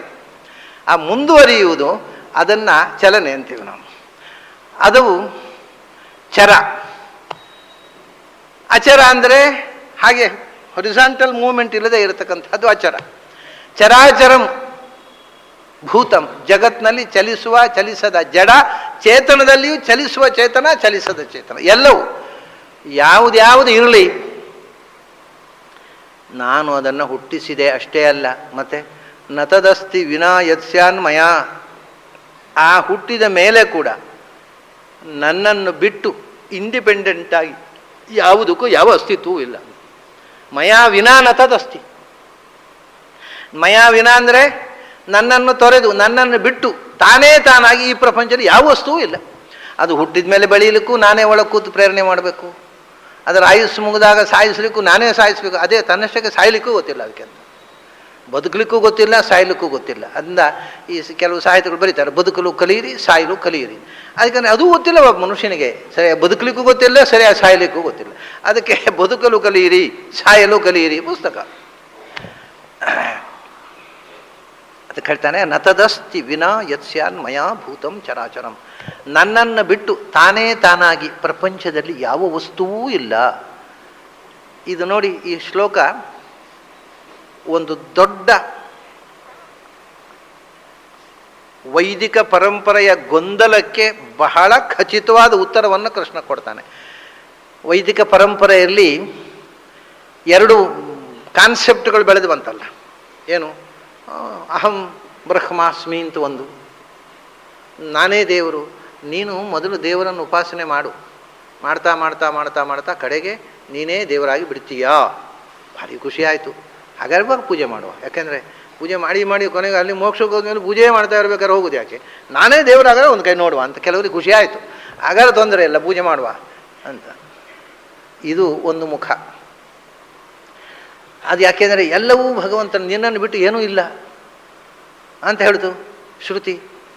ಅದನ್ನು ನೋಡಿಕೊಂಡು ಓಹೋ ಎಲ್ಲವೂ ಭಗವತ್ ಸ್ವರೂಪ, ಭಗವಂತನ ಬಿಟ್ಟು ಏನೂ ಇಲ್ಲ ಪ್ರಪಂಚದಲ್ಲಿ, ಎಲ್ಲವೂ ಭಗವತ್ ಸ್ವರೂಪ ಅಲ್ಲಲ್ಲಪ್ಪ. ಅದು ಕೃಷ್ಣ ಹೇಳ್ತಾನೆ, ಹಾಗಲ್ಲ, ನನ್ನನ್ನು ಬಿಟ್ಟು ಏನೂ ಇಲ್ಲ ಅಂತಂದರೆ ಜಗತ್ತಿನಲ್ಲಿ ಎಲ್ಲ ನಾನೇ ಅಂತ ಅರ್ಥ ಅಲ್ಲ, ನನ್ನನ್ನು ಬಿಟ್ಟು ಅದು ಇಲ್ಲ ಅಂದರೆ ಅದಕ್ಕೆ ಇಂಡಿಪೆಂಡೆನ್ಸ್ ಇಲ್ಲ ಅಂತ ಇಷ್ಟೇ ಅರ್ಥ. ನೀವು ತಪ್ಪು ಅರ್ಥ ಮಾಡಿಕೊಂಡ್ರಿ ಅಂತ ಇಡೀ ಒಂದು ಕಾನ್ಸೆಪ್ಟ್ಗೆ ಕೃಷ್ಣ ಈ ಶ್ಲೋಕದಲ್ಲಿ ಉತ್ತರ ಕೊಡ್ತಾನೆ. ನನ್ನನ್ನು ಬಿಟ್ಟು ಅದೇ ಆಗಿ ಇಂಡಿಪೆಂಡೆಂಟ್ ಆಗಿ ಪ್ರಪಂಚದಲ್ಲಿ ಯಾವ ವಸ್ತುವಿಗೂ ಅಸ್ತಿತ್ವ ಇಲ್ಲ. ಎಲ್ಲವೂ ಅಂದರೆ ಈಗ ಈ ವಿಷಯ ಕೃಷ್ಣ ಏನು ಹೇಳ್ತಾನೆ ಅಂದರೆ, ಒಂದು ಮಾತು ಆ ವೇದಾಂತದಲ್ಲಿ ಮೊದಲು ಏನು ಬೆಳೆದು ಬಂತು, ಇದು ರಿಯಾಲಿಟಿ ಅನ್ನೋದು ಒಂದೇ, ಎರಡು ರಿಯಾಲಿಟಿ ಇಲ್ಲ, ಎರಡು ಸತ್ಯವಾದ ಪದಾರ್ಥಗಳಿಲ್ಲ, ಒಂದೇ ಸತ್ಯವಾದದ್ದಿರೋದು, ಉಳಿದದ್ದೆಲ್ಲ ಸುಳ್ಳು ಅಂತ. ಅದಕ್ಕಿಂತ ಅತಿರಿಕ್ತವಾದದ್ದೆಲ್ಲ ಅನ್ರಿಯಲ್. ಅದು ಯಾವುದು? ಒಂದು ಸಮಸ್ಯೆ ಬಂತೀಗ. ಅತಿರಿಕ್ತವಾದದ್ದೆಲ್ಲ ಅನ್ರಿಯಲ್ಲು, ಅದು ಒಂದೇ ರಿಯಲ್ಲು. ಯಾವುದು ಅತಿರಿಕ್ತವಾದದ್ದು? ಅನ್ರಿಯಲ್ ಯಾವುದು? ಕಡೆಗೆ ಏನು ಅಂದರೆ, ಅನ್ರಿಯಲ್ ನಮಗೆ ಅನೇಕವಾಗಿ ಕಾಣುವುದು ಸುಳ್ಳು, ಒಂದು ಸತ್ಯ, ಅದರಿಂದ ಒಂದಕ್ಕಿಂತ ಹೆಚ್ಚು ಇರುವುದು ಸುಳ್ಳು. ಹಾಗಾದರೆ ಒಂದಕ್ಕಿಂತ ಹೆಚ್ಚು, ನಮಗೆ ಕಾಣುವುದೆಲ್ಲ ಒಂದಕ್ಕಿಂತ ಹೆಚ್ಚು, ಆದ್ದರಿಂದ ಕಾಣುವುದೆಲ್ಲ ಸುಳ್ಳು, ಕಾಣದ್ದು ಸತ್ಯ. ಹೀಗಾಯಿತು. ಕಡೆಗೆ ಏನಾಯಿತು? ನಿಮಗೆ ಏನು ಕಾಣುತ್ತೋ world is unreal because you perceive it. ಯಾವುದು ಕಾಣುವಲ್ವೋ ಅದು ಸತ್ಯ. ಕಾಣುವುದರಲ್ಲಿ ಎಲ್ಲ ಭೇದ ಕಾಣುತ್ತೆ, ಅನೇಕತ್ವ ಕಾಣುತ್ತೆ, ಅನೇಕತ್ವ ಸುಳ್ಳು, ಅದರಿಂದ ಕಾಣುವುದು ಸುಳ್ಳು. ಏನು ಕಾಣುತ್ತೆ ಅದೆಲ್ಲ ಸುಳ್ಳು, ಏನು ಕಾಣೋಲ್ಲ ಅದು ಮಾತ್ರ ಸತ್ಯ. ಕಾಣದೇ ಇದ್ದದ್ದು ಒಂದೇ, ಕಾಣುವುದೆಲ್ಲ ಅನೇಕ. ವಿಶ್ವಂ ಮಿಥ್ಯಾ ದೃಶ್ಯತ್ವಾತ್, world is unreal because it is perceived. ಅದು ಕಾಣುತ್ತೆ, ಕಾಣುವುದರಿಂದ ಸುಳ್ಳು ಅಂತ. ಅದರ ನಂತರ ಆಚಾರ್ಯಗಳು ಬಂದರು, ಅಲ್ಲಯ್ಯ ನೀವು ಈ ರೀತಿ ಲಾಜಿಕ್ ಹೇಳಿದ್ರು ಜನ ತಲೆ ಆಡಿಸಿಬಿಟ್ರಲ್ವ, ಹಾಗಾದ್ರೆ ನಾನು ಒಂದು ಲಾಜಿಕ್, ಏನು ವಿಶ್ವ world is real because it is perceived. ನೀವೇನು ಹೇಳಿದ್ರು world is unreal because it is perceived ಅಲ್ವಾ. ಜಗತ್ತು ಸುಳ್ಳು ಯಾಕೆಂದರೆ ಕಾಣುತ್ತೆ, ಆದ್ದರಿಂದ ನಾನೊಂದು ಲಾಜಿಕ್ ಹೇಳ, ಜಗತ್ತು ಸತ್ಯ ಯಾಕೆಂದರೆ ಕಾಣುತ್ತೆ, ಆದ್ದರಿಂದ. ಒಂದೇ ಯುಕ್ತಿಯನ್ನು ಹೆಂಗೆ ಹೇಳಲಿಕ್ಕೂ ಬರುತ್ತಪ್ಪ, ತಲೆ ಇಲ್ಲದವ್ರ ಮುಂದೆ ಏನು ಹೇಳಿದ್ರು ತಲೆ ಆಡಿಸ್ತಾರೆ. ಯೋಚನೆ ಮಾಡಿದರೆ ಅಲ್ಲ, ಕಾಣುತ್ತೆ ಆದ್ರೆ ಸುಳ್ಳು ಒಂದು ಏನ್ರಿ ಅರ್ಥ? ಅದು ಏನಾದ್ರು ಅರ್ಥ ಉಂಟಾ? ಕಾಣುವುದರಿಂದ ಸುಳ್ಳು ಅಂತ ಇದು ಲಾಜಿಕ್ಕು. ಕಾಣುತ್ತೆ ಅದರಿಂದ ಸುಳ್ಳು, ಕಾಣುತ್ತೆ ಅದರಿಂದ ಸುಳ್ಳು ಅಂತ. ಅದಕ್ಕೆ ಸಿಕ್ಕಿಬಿದ್ರಿ ನೀವು. ಯಾಕೆ ನೋಡಿ, ಶುಕ್ತಿ ರಜತದಲ್ಲಿ ಏನು ಕಾಣುತ್ತೆ, ಹಗ್ಗದಲ್ಲಿ ಏನು ಕಾಣುತ್ತೆ, ಹಾವು ಕಾಣುತ್ತೆ, ಹೌದಾ? ಹಾವು ಕಂಡಿತ್ತು, ಇದು ಹಾವು ಅಂತ ಹೇಳಿದ, ಸುಳ್ಳೋದಲ್ವ ಅದು? ಮತ್ತೆ ಕಾಣುತ್ತೆ ಅದರಿಂದ ಸತ್ಯ ಅಂದರೆ ಎಲ್ಲಿ ಹೋಯ್ತು? ಹಾವು ಕಂಡಿದೆ, ಹಗ್ಗದಲ್ಲಿ ಹಾವನ್ನು ಕಂಡಿದ್ದಾನೆವ, ಮತ್ತೆ ಅಲ್ಲಿ ಸುಳ್ಳಲ್ವ ಅದು? ಅದನ್ನ ಕಾಣುತ್ತೆ ಅದನ್ನು ಸತ್ಯ ಅಂದರೆ ಹೋಯ್ತಲ್ಲ ನಿಮ್ಮ ಲಾಜಿಕ್. ಯಾರು ಕಂಡದ್ದು? ಹಾವು ಕಂಡಿಲ್ಲ, ಮತ್ತೆ ಕಂಡದ್ದು ಕಾಣುವುದನ್ನು ಕಣ್ಣಿಗೆ ಸಂಯೋಗ ಆದದ್ದಲ್ವ? ಯಾರ ಕಣ್ಣಿಗೆ ಹಾವು ಸಂಯೋಗ ಆಗಿದೆ? ಅಲ್ಲಿ ಹಗ್ಗವನ್ನೇ ಕಂಡದ್ದು, ಹಾವನ್ನು ತಿಳ್ಕೊಂಡದ್ದು ಅಷ್ಟೇ. ಹಾವು ಕಂಡೇ ಇಲ್ಲ, ಹಾವು ಕಂಡಿದೆ ಆದರೆ ಸುಳ್ಳು ಅಂತ. ಎಲ್ಲಿ ಕಂಡಿದೆ? ಯಾರು ಯೋಚನೆ ಮಾಡಿದ್ರು ನೋಡಿ? ಕತ್ತಲೆಯಲ್ಲಿ ಹೋಗ್ತಾ ಇದ್ದಾಗ ಹಗ್ಗವನ್ನು ನೋಡಿ ಹಾವು ಕಂಡ. ಎಲ್ಲಿ ಕಂಡದ್ದು? ಹಗ್ಗವನ್ನೇ ಕಂಡದ್ದು, ಹಾವನ್ನು ತಿಳ್ಕೊಂಡದ್ದು ಅಷ್ಟೇ, ಹಾವನ್ನು ಕಾಣಲಿಲ್ಲ. ಇಷ್ಟು ಲಾಜಿಕ್ಕಿನಲ್ಲಿ ದೌರ್ಬಲ್ಯ ಬಂತು ಅಂದರೆ ಹಾವು ಕಾಣುತ್ತೆ ಆದರೆ ಹಾವು ಇಲ್ಲ, ಅದರಿಂದ ಕಾಣುವುದು ಇಲ್ಲ. ಹಾವು ಕಂಡೇ ಇಲ್ಲ, ಹಾವು ಕಂಡಿಲ್ಲ. ಕಣ್ಣಿಗೆ ಕಾಣುವುದು ಅಂದರೆ ಕಣ್ಣಿಗೂ ವಸ್ತುವಿಗೂ ಕಾಂಟ್ಯಾಕ್ಟ್ ಆಗೋದು. ಹಾವಿಗೂ ಕಣ್ಣಿಗೂ ಕಾಂಟ್ಯಾಕ್ಟೇ ಆಗಲಿಲ್ಲ, ಹಗ್ಗಕ್ಕೂ ಕಣ್ಣಿಗೂ ಕಾಂಟ್ಯಾಕ್ಟ್ ಆದದ್ದು. ಅದನ್ನು ಹಾವು ಅಂತ ಇವನು ತಿಳ್ಕೊಂಡದ್ದು ಹೊರತು ಕಂಡದ್ದು ಹಾವನ್ನಲ್ಲ. ಹಾವನ್ನೇ ಕಂಡಿದ್ರೆ ಹಾವನ್ನು ತಿಳ್ಕೊಂಡ್ರೆ ಭ್ರಮೆ ಹೇಗಾಗ್ತಿತ್ತದು? ಹೌದಲ್ಲ? ಓಹೋ, ಹಾಗಾದ್ರೆ ಯಾವುದು ಕಾಣುತ್ತೋ ಅದು ಸತ್ಯ, ಯಾವುದು ಸತ್ಯ ಅಲ್ವೋ ಅದು ಕಾಣೋಲ್ಲ. ಹಾವು ಸತ್ಯ ಅಲ್ಲ, ಅದು ಕಾಣಲೇ ಇಲ್ಲ ಅಲ್ಲಿ. ಲಾಜಿಕ್ಕಿನ ಬಗ್ಗೆ ಅದು ಬೇರೆ ಬೇರೆ ಏಜಿಗೆ ಹೋದಾಗ ಲಾಜಿಕ್ಕಿನ ಅರ್ಥ ಬೇರೆ ಬೇರೆ ಆಗ್ತಾ ಬರುತ್ತೆ. ಇನ್ನು ಕಿಂಡರ್ ಗಾರ್ಡನ್ ಸ್ಟೂಡೆಂಟ್ಸ್ಗೆ ವಿಶ್ವಂ ಮಿಥ್ಯಾದೃಶ್ಯತ್ವ, ಆಹಾ ಏನು ಅದ್ಭುತವಾದ ಲಾಜಿಕ್ಕು ಅಂತ. ಸ್ವಲ್ಪ ಬೆಳೆದ್ರೆ ಎಷ್ಟು ಚೈಲ್ಡಿಶ್ ಅಂತ ಕಾಣುತ್ತೆ ಈ ಲಾಜಿಕ್. ಈ ಲಾಜಿಕ್ ಅನ್ನೋದು ಯಾವಾಗಲೂ ನಮ್ಮ ಬುದ್ಧಿಯ ಮಟ್ಟಕ್ಕೆ ತಕ್ಕಂತೆ ಕೆಲಸ ಮಾಡೋದು. ನಮ್ಮ ಬುದ್ಧಿಯ ಮಟ್ಟ ಅಷ್ಟೇ ಆದರೆ ಅದು ಗ್ರಹಣ ಮಾಡುತ್ತೆ. ಇನ್ನು ಸ್ವಲ್ಪ ಬೆಳೆದಾಗ ಚೈಲ್ಡಿಶ್ ಆಗಿ ಕಾಣುತ್ತೆ ಆ ಲಾಜಿಕ್ಕಿಗೆ ಒಂದು ಕೊನೆಯ ಫೈನಲ್ ಟ್ರೂತನ್ನು ಹೇಳುವ ಶಕ್ತಿ ಇಲ್ಲ. ಮತ್ತು logic is A product of our intelligence. ನಮ್ಮ ಇಂಟೆಲಿಜೆನ್ಸ್ ಯಾವ ಮಟ್ಟದ್ದೋ ಆ ಮಟ್ಟದ್ದು ನಮ್ಮ ಲಾಜಿಕ್ ಅಷ್ಟೇ. ಅದು ಸತ್ಯದ ಮಟ್ಟದಲ್ಲಿ ಇರುವುದಲ್ಲ, ನಮ್ಮ ಬುದ್ಧಿಯ ಮಟ್ಟಕ್ಕೆ ತಕ್ಕ ಲಾಜಿಕ್. ಹಾಗಾಗಿ ಕಾಣುವುದೆಲ್ಲ ಸುಳ್ಳು. ಯಾವುದು ಕಾಣುತ್ತೋ ಅದು ಸುಳ್ಳು, ಯಾವುದು ಕಾಣುವುದಿಲ್ಲೋ ಅದು ಮಾತ್ರ ಸತ್ಯ. ಅಲ್ಲಪ್ಪ,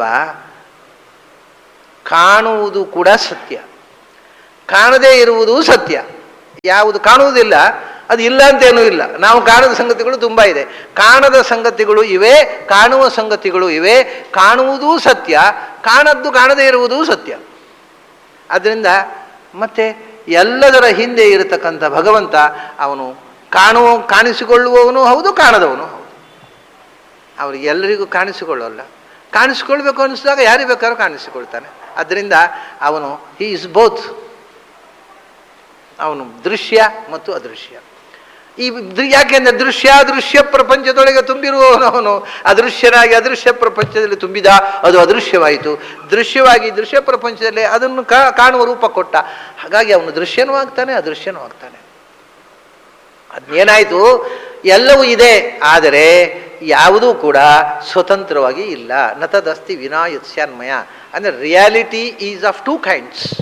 ಒಂದು independent reality, another one is dependent reality. Unreal ಅಂತ ಹೇಳಬೇಡಿ, ಡಿಪೆಂಡೆಂಟ್ ರಿಯಲ್ ಅಂತ ಹೇಳ್ರಿ. World is not unreal, but it is dependent real. ಅದು ರಿಯಲ್ ಬಟ್ ಡಿಪೆಂಡೆಂಟ್. ಅದು ಡಿಪೆಂಡೆಂಟ್ ರಿಯಾಲಿಟಿ ಎನ್ನುವುದು ಅನರ್ಥ. ಯಾಕೆಂದರೆ ನನ್ನನ್ನು ಬಿಟ್ಟು ಅದು ಸ್ವತಂತ್ರವಾಗಿ ಇರಲಾರದು. ಎಲ್ಲದರೊಳಗೆ ನಾನು ಒಳಗು ಹೊರಗು ತುಂಬಿದ್ದರಿಂದ ಅದು ಇದೆ. ಅದು ನನ್ನನ್ನು ಬಿಟ್ಟು, ಈಗ ಒಂದು ಬಸ್ನಿಂದ ಇಳಿದು ನಾವೊಂದು ರೂಮ್ ತೊಗೊಳ್ಳಿಕ್ಕೆ ಅಂತ ಒಂದು ಧರ್ಮಶಾಲೆಗೋ ಎಲ್ಲಿಗೋ ಹೋಗ್ತೇವೆ ಅಂತ ಇಟ್ಕೊಳ್ಳಿ, ಒಂದು ರೆಸ್ಟೋರೆಂಟ್ಗೋ ಛತ್ರಕ್ಕೋ ಒಂದು ದೇವ ಯಾತ್ರೆ ಹೋಗಿರ್ತೇವೆ ಒಂದು ಕ್ಷೇತ್ರಕ್ಕೆ, ಅಲ್ಲೇ ಒಂದು ರೂಮ್ ಬೇಕು ಅಂತ ಹೋಗ್ತೇವೆ. ಅವ್ರನ್ನ ಆ ಬಸ್ನಿಂದವರು ಇನ್ನೊಂದು ಪಾರ್ಟಿಯವ್ರು ನಮ್ಮ ಒಟ್ಟಿಗೆ ಬಂದಿರ್ತಾರೆ. ಅವರೊಂದು 4 ಜನ, ನಾವೊಂದು 4 ಜನ ಇರ್ತೇವೆ. ಇವನು ಪಾಪ ಯಾರು ಅಂತ ಗೊತ್ತಿಲ್ಲಲ್ಲ, 8 ಜನರದ್ದು ಒಂದೇ ಪಾರ್ಟಿಯಿಂದ. 8 ಜನರಿಗೆ ನಿಮಗೆ ಒಟ್ಟಿಗೆ ರೂಮ್ ಬೇಕಾ ಅಂತ ಕೇಳ್ತಾನೆ ಅವ. ಅವರು ಬೇರೆ, ನಮಗೆ ಮಾತ್ರ. ಅವ್ರು ಬೇರೆ ಅಂತ ಕಣ್ಣಿಗೆ ಕಾಣೋದಿಲ್ಲ. ಅವನು ಬೇರೆ ನಿಂತಿದ್ದಾರೆ, ಏನು ಒಂದಾಗಿ ನಿಂತಿದ್ದಾರೆ ಒಬ್ಬರಿಗೊಬ್ಬರು ಅಂಟಿಕೊಂಡು. ಅವರು ಬೇರೆ, ನಾವು ಬೇರೆ. ಅವು ಬೇರೆ, ನಾವು ಬೇರೆ ಏನರ್ಥ?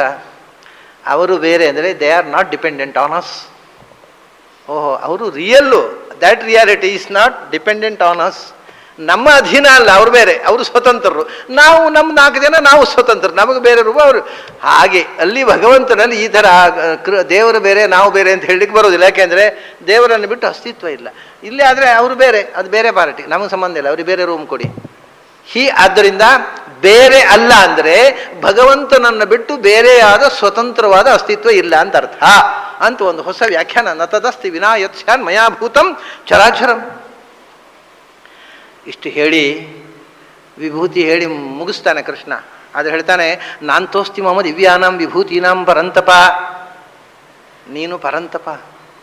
ಯುದ್ಧದಲ್ಲಿ ಶತ್ರುಗಳನ್ನು ಓಡಿಸೋ ಅಷ್ಟೇ ಅಲ್ಲ, ಒಳಗಿನಿಂದ ಪರಮಾತ್ಮನನ್ನು ತಪನ ಚಿಂತನೆ ಮಾಡ್ತಕ್ಕಂಥ, ಪರಮಾತ್ಮನನ್ನು ಆಳವಾಗಿ ಚಿಂತನೆ ಮಾಡಿದ ಜೀವ ನೀನು. ನಿನಗೆ ಗೊತ್ತಾಗತ್ತೆ, ನಾಂತೋಸ್ತಿ ಮಮ ದಿವ್ಯಾನಾಂ ವಿಭೂತೀನಾಂ. ನನ್ನ ಈ ವಿಭೂತಿಗಳು, ಯಾಕಂದರೆ ಪ್ರತಿಯೊಂದು ವಸ್ತುವಿನಲ್ಲೂ ವಿಭೂತಿ ಇದೆ. ಪ್ರಪಂಚದಲ್ಲಿ ಎಷ್ಟು ವಸ್ತು ಇದೆ ಅದು ಎಲ್ಲದರ ಒಳಗೂ ನನ್ನ ವಿಭೂತಿ ಇದೆ. ಅದು ಹೇಳಿ ಮುಗಿಯುವಂಥದ್ದಲ್ಲ, ಅದಕ್ಕೆ ಕೊನೆ ಇಲ್ಲ. ನನ್ನ ದಿವ್ಯವಾದ ವಿಭೂತಿಗಳಿಗೆ, ದಿವ್ಯ ಅಂದರೆ ಲೋಕವಿಲಕ್ಷಣವಾಗಿರತಕ್ಕ ಆ ಅದ್ಭುತ ಶಕ್ತಿಯಿಂದ ತುಂಬಿರತಕ್ಕ ಈ ವಿಭೂತಿಗಳಿಗೆ ಅದಕ್ಕೆ ಕೊನೆ ಇಲ್ಲ, ಹೇಳಿ ಮುಗಿಯುವುದಿಲ್ಲ. ಆದರೆ ಏಷತು ಉದ್ದೇಶತಃ ಪ್ರೋಕ್ತಃ ವಿಭೂತೇ ವಿಸ್ತರೋಮಯ. ನಾನು ನಿನಗೆ ಅದರಲ್ಲಿ ಉದ್ದೇಶತಃ ಅಂದರೆ ಹೆಸರು ಸೂಚಿಸಿ ಹೇಳಬೇಕಾದ ಅತ್ಯಂತ ಮುಖ್ಯವಾದ, ನೀನು ನಿರಂತರ ಉಪಾಸನೆ ಮಾಡಬೇಕಾದ ವಿಶಿಷ್ಟವಾದ ಮುಖಗಳನ್ನು ಮಾತ್ರ ಹೇಳಿದ್ದೇನೆ. ಇಂಥ ಅನಂತವಾದಂಥ ವಿಭೂತಿಯ ಚಿಂತನೆ ನೀವು ಬೇಕಾದಷ್ಟು ಮಾಡಿಕೊಳ್ಬೋದು, ಆದರೆ ಅದನ್ನು ಹೇಳಿ ಮುಗಿಸ್ಲಿಕ್ಕಾಗುವಂಥದ್ದಲ್ಲ. ಅದನ್ನು ನಾನು ಪ್ರತಿಯೊಂದನ್ನು ಪ್ರತ್ಯೇಕವಾಗಿ ಹೇಳಲ್ಲ. ಉದ್ದೇಶತಃ ಅಂದರೆ ಮುಖ್ಯವಾಗಿ ಹೇಳಬೇಕಾದ್ದನ್ನು ನಾಮನಿರ್ದೇಶ ಮಾಡಿ, ಮುಖ್ಯ ಯಾಕೆ ಹೇಳಬೇಕು, ಅದು ನಿತ್ಯ ಅನುಸಂಧಾನದಲ್ಲಿ ಇರಬೇಕಾದ, ನಿನ್ನ ಉಪಾಸನೆಗೆ ಮುಖ್ಯವಾದ್ದನ್ನು ಮಾತ್ರ ಹೆಸರಿಸಿ ಹೇಳಿದ್ದೇನೆ. ವಿಭೂತೇ ವಿಸ್ತರ ಅಂದರೆ ಅಲ್ಲಿ ಒಂದು ಶಬ್ದ ಬಡಿದೆ, ನನ್ನ ವಿಭೂತಿಯ ವಿಸ್ತರ ಅಂದರೆ ಶಾಬ್ದಿಕವಾದಂಥ ವಿವರ. ವಿಸ್ತರ ಮತ್ತು ವಿಸ್ತಾರ ಅನ್ನೋದಕ್ಕೆ ಅರ್ಥ ವ್ಯತ್ಯಾಸ ಇದೆ ಸಂಸ್ಕೃತದಲ್ಲಿ. ವಿಸ್ತರ ಅಂದರೆ ಅರ್ಥ ಹೆಚ್ಚಿ ಇಲ್ಲದೆ ಶಬ್ದಗಳು ಜಾಸ್ತಿ ಇರೋದು, ಸುಮ್ಮನೆ ಮಾತಾಡ್ತಾ ಇರೋದು. ಒಟ್ಟಿಗೆ ಏನು ಹೇಳಿದ್ರು ಅಂತಿಲ್ಲ, ಒಂದು ತಾಸು ಮಾತಾಡಿದ್ರು ಏನು ಎಂಥದ್ದು ಇಲ್ಲ, 5 ನಿಮಿಷ ಹೇಳ್ಬೋದಿತ್ತು, 1 ಗಂಟೆ ಹೇಳಿದ್ರು ಅಂತ, ಅದು ವಿಸ್ತಾರ. ವಿಷಯ ಇಲ್ಲದೆ ಮಾತು ಬೆಳೆಸುವುದು ಶಬ್ದದ ವಿಸ್ತಾರ, ಅದು ವಿಸ್ತಾರ. ಕಮ್ಮಿ ಮಾತಿನಲ್ಲಿ ತುಂಬ ಅರ್ಥ ತುಂಬುವುದು ಅರ್ಥದ ವಿಸ್ತಾರ, ಅದು ಅರ್ಥದ ವಿಸ್ತಾರ ಅಲ್ಲ. ಇದು ಹೀಗೆ ಒಂದು ಅರ್ಥ ವಿಶೇಷದಲ್ಲಿ ಈ ಶಬ್ದವನ್ನು ಬಳಸ್ತಾರೆ, ವಿಸ್ತಾರ ಮತ್ತು ವಿಸ್ತಾರ. ವಿಸ್ತಾರ ಅಂದರೆ ಅರ್ಥ ತುಂಬ ಅರ್ಥ ಗರ್ಭಿತ ಅಂತ ಅರ್ಥ. ವಿಸ್ತಾರ ಅಂದರೆ ಅರ್ಥ ಇದು ಉಂಟೋ ಇಲ್ಲೋ ಬೇರೆ, ಶಬ್ದ ತುಂಬ ಉಂಟು. ಆ ಥರ ವಿಸ್ತಾರ ಅಂದರೆ ಶಬ್ದದ ಹರವು, ವಿಸ್ತಾರ ಅಂದರೆ ಅರ್ಥದ ಹರವು. ಇಂಥ ತುಂಬ ಶಬ್ದಗಳಿದೆ ಸಂಸ್ಕೃತದಲ್ಲಿ. ಸಮಾಜ, ಸಮಜ ಅಂತ. ಸಮಾಜ, ಸಮಜ.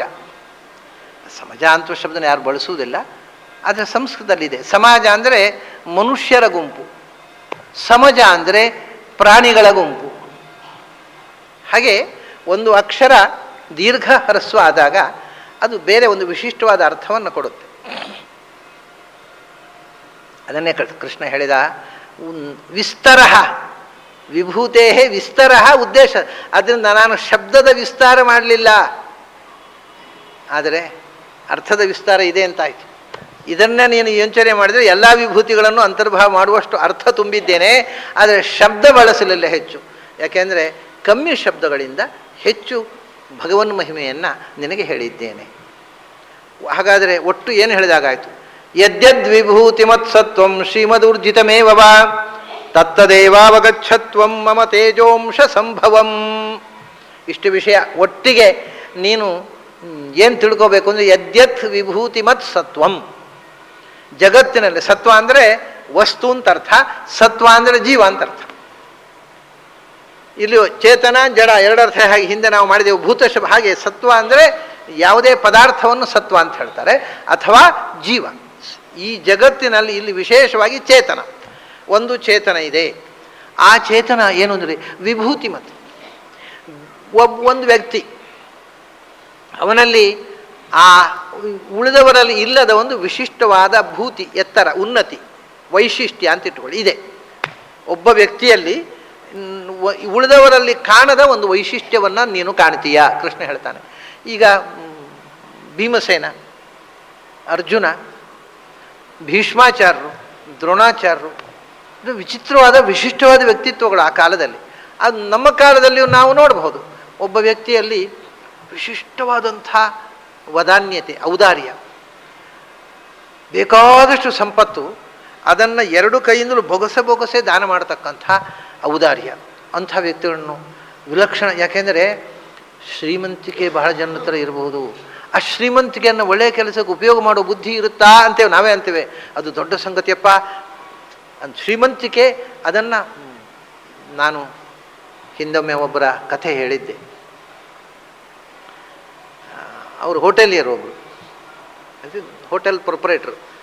ಬೆಂಗಳೂರಿನ ಯಾವ ಹೋಟೆಲ್ ಇರಬಹುದು ಬೆಂಗಳೂರಿನಲ್ಲಿ ಅಂತ ಯೋಚನೆ ಮಾಡಿಬಿಡಿ. ಬೆಂಗಳೂರಿನ ಹೋಟೆಲ್ನವರಲ್ಲ, ಬೇರೆ ಊರಿನವರು. ಅವ್ರ ಹೋಟೆಲ್ನಲ್ಲಿ ಬೆಂಗಳೂರಿನಲ್ಲ, ಬೇರೆ ಊರಿನಲ್ಲಿ ಒಬ್ಬ ಹೋಟೆಲಿಯರು, ಬಹಳ ದೊಡ್ಡ ಉದ್ಯಮಿ, ಸಾಕಷ್ಟು ಮಿಲಿಯಾಂತರ ಸಂಪಾದನೆ ಮಾಡಿದವರು. ಅವ್ರ ಮನೆ ಕರ್ಕೊಂಡು ಹೋದವರು. ನನ್ನನ್ನು ಅತಿಥಿಯಾಗಿ ಹೋದೆ ಅವ್ರ ಮನೆಗೆ. ನಾನು ಆ ಊರಿಗೆ ಹೋಗಿದ್ದಾಗ ಆ ಮನೆಯಲ್ಲಿರ್ತಕ್ಕಂಥ ಫರ್ನಿಚರು ಎಲ್ಲ ಹರಕು ಮುರುಕು, ಗೋಡೆಗೆ ಡಿಸ್ಟೆಂಪರ್ ಕೊಟ್ಟಿಲ್ಲ, ಎಲ್ಲ ಕಲೆ ಹಿಡಿದಿದೆ. ಸೋಫಾ ಎಲ್ಲ ಹರಿದು ಹೋಗಿದೆ, ಅದು ಸ್ಪ್ರಿಂಗ್ ಎಲ್ಲ ಮುರಿದು ಹೋಗಿದೆ. ನಾನು ಈ ಮನುಷ್ಯನಿಗೆ ಬೇಕಾಷ್ಟು ದುಡ್ಡು ಕೊಟ್ಟಿದ್ದಾರೆ ದೇವರು, ಯಾಕೆ ಈ ಲೋಭ ಅಂತ ನನಗೆ ಅನಿಸಿದ್ದು. ಹೋದ ತಕ್ಷಣ ಒಬ್ಬ ವ್ಯಕ್ತಿಯನ್ನು ನಾವು ಬೇಗ ಜಡ್ಜ್ ಮಾಡಬಾರ್ದು ಅನ್ನೋದಕ್ಕೆ ಒಳ್ಳೆ ದೃಷ್ಟಾಂತ ಇದೆ. ಮೇಲು ನೋಟಕ್ಕೆ ನಾವು ಮಾಡಿದ ಜಡ್ಜ್ಮೆಂಟ್ ಎಷ್ಟು ತಪ್ಪಾಗಿರುತ್ತೆ ಅಂತ. ನಾನು ಹೋದ ತಕ್ಷಣ ನನಗನ್ನಿಸಿದ್ದು, ಇಷ್ಟು ದೇವರು ಶ್ರೀಮಂತಿಗೆ ಕೊಟ್ಟಿದ್ದಾರೆ, ಒಂದು ಮನೆಯನ್ನು ನೀಟಾಗಿ ಇಟ್ಕೋಬಾರ್ದಾ, ಒಂದು ಸೋಫಾ ಸೆಟ್ ಹೊಸ್ತು ತಗೋಬಾರ್ದಾ ಅಂತ ಅನಿಸಿತು ನನಗೆ. ಆಮೇಲೆ ಹೀಗೆ ಬಂತು, ಅವ್ರ ಕಾಫಿ ತಿಂಡಿ ಬಂತು, ಎಲ್ಲ ಆಯಿತು. ಮಾತಾಡ್ತಾ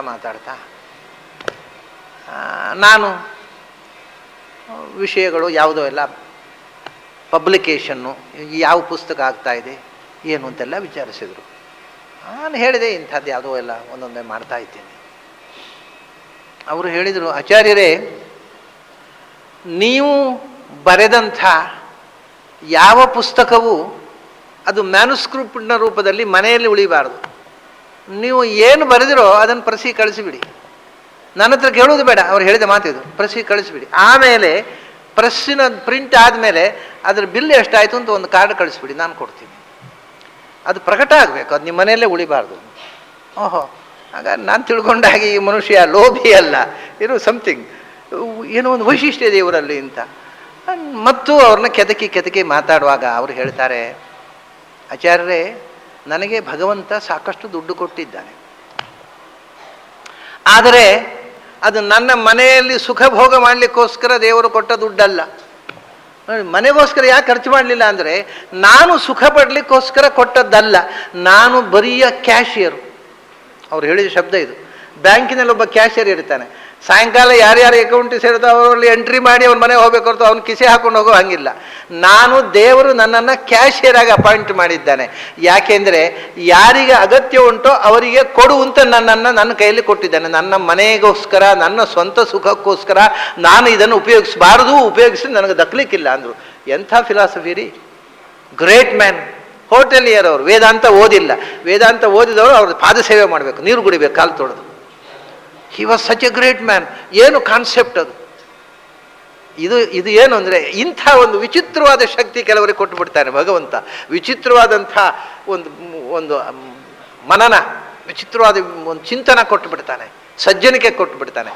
ಕೆಲವರಲ್ಲಿ ಅಂಥ ಔದಾರ್ಯ, ಕೆಲವರಲ್ಲಿ ಶ್ರೀಮಂತಿ, ಕೆಲವರಲ್ಲಿ ದೇಹ ಬಲ, ಕೆಲವರಲ್ಲಿ ಬುದ್ಧಿಬಲ, ಕೆಲವರಲ್ಲಿ ಧನಬಲ, ಏನೇನೋ, ಕೆಲವರಲ್ಲಿ ಅಧಿಕಾರ ಬಲ.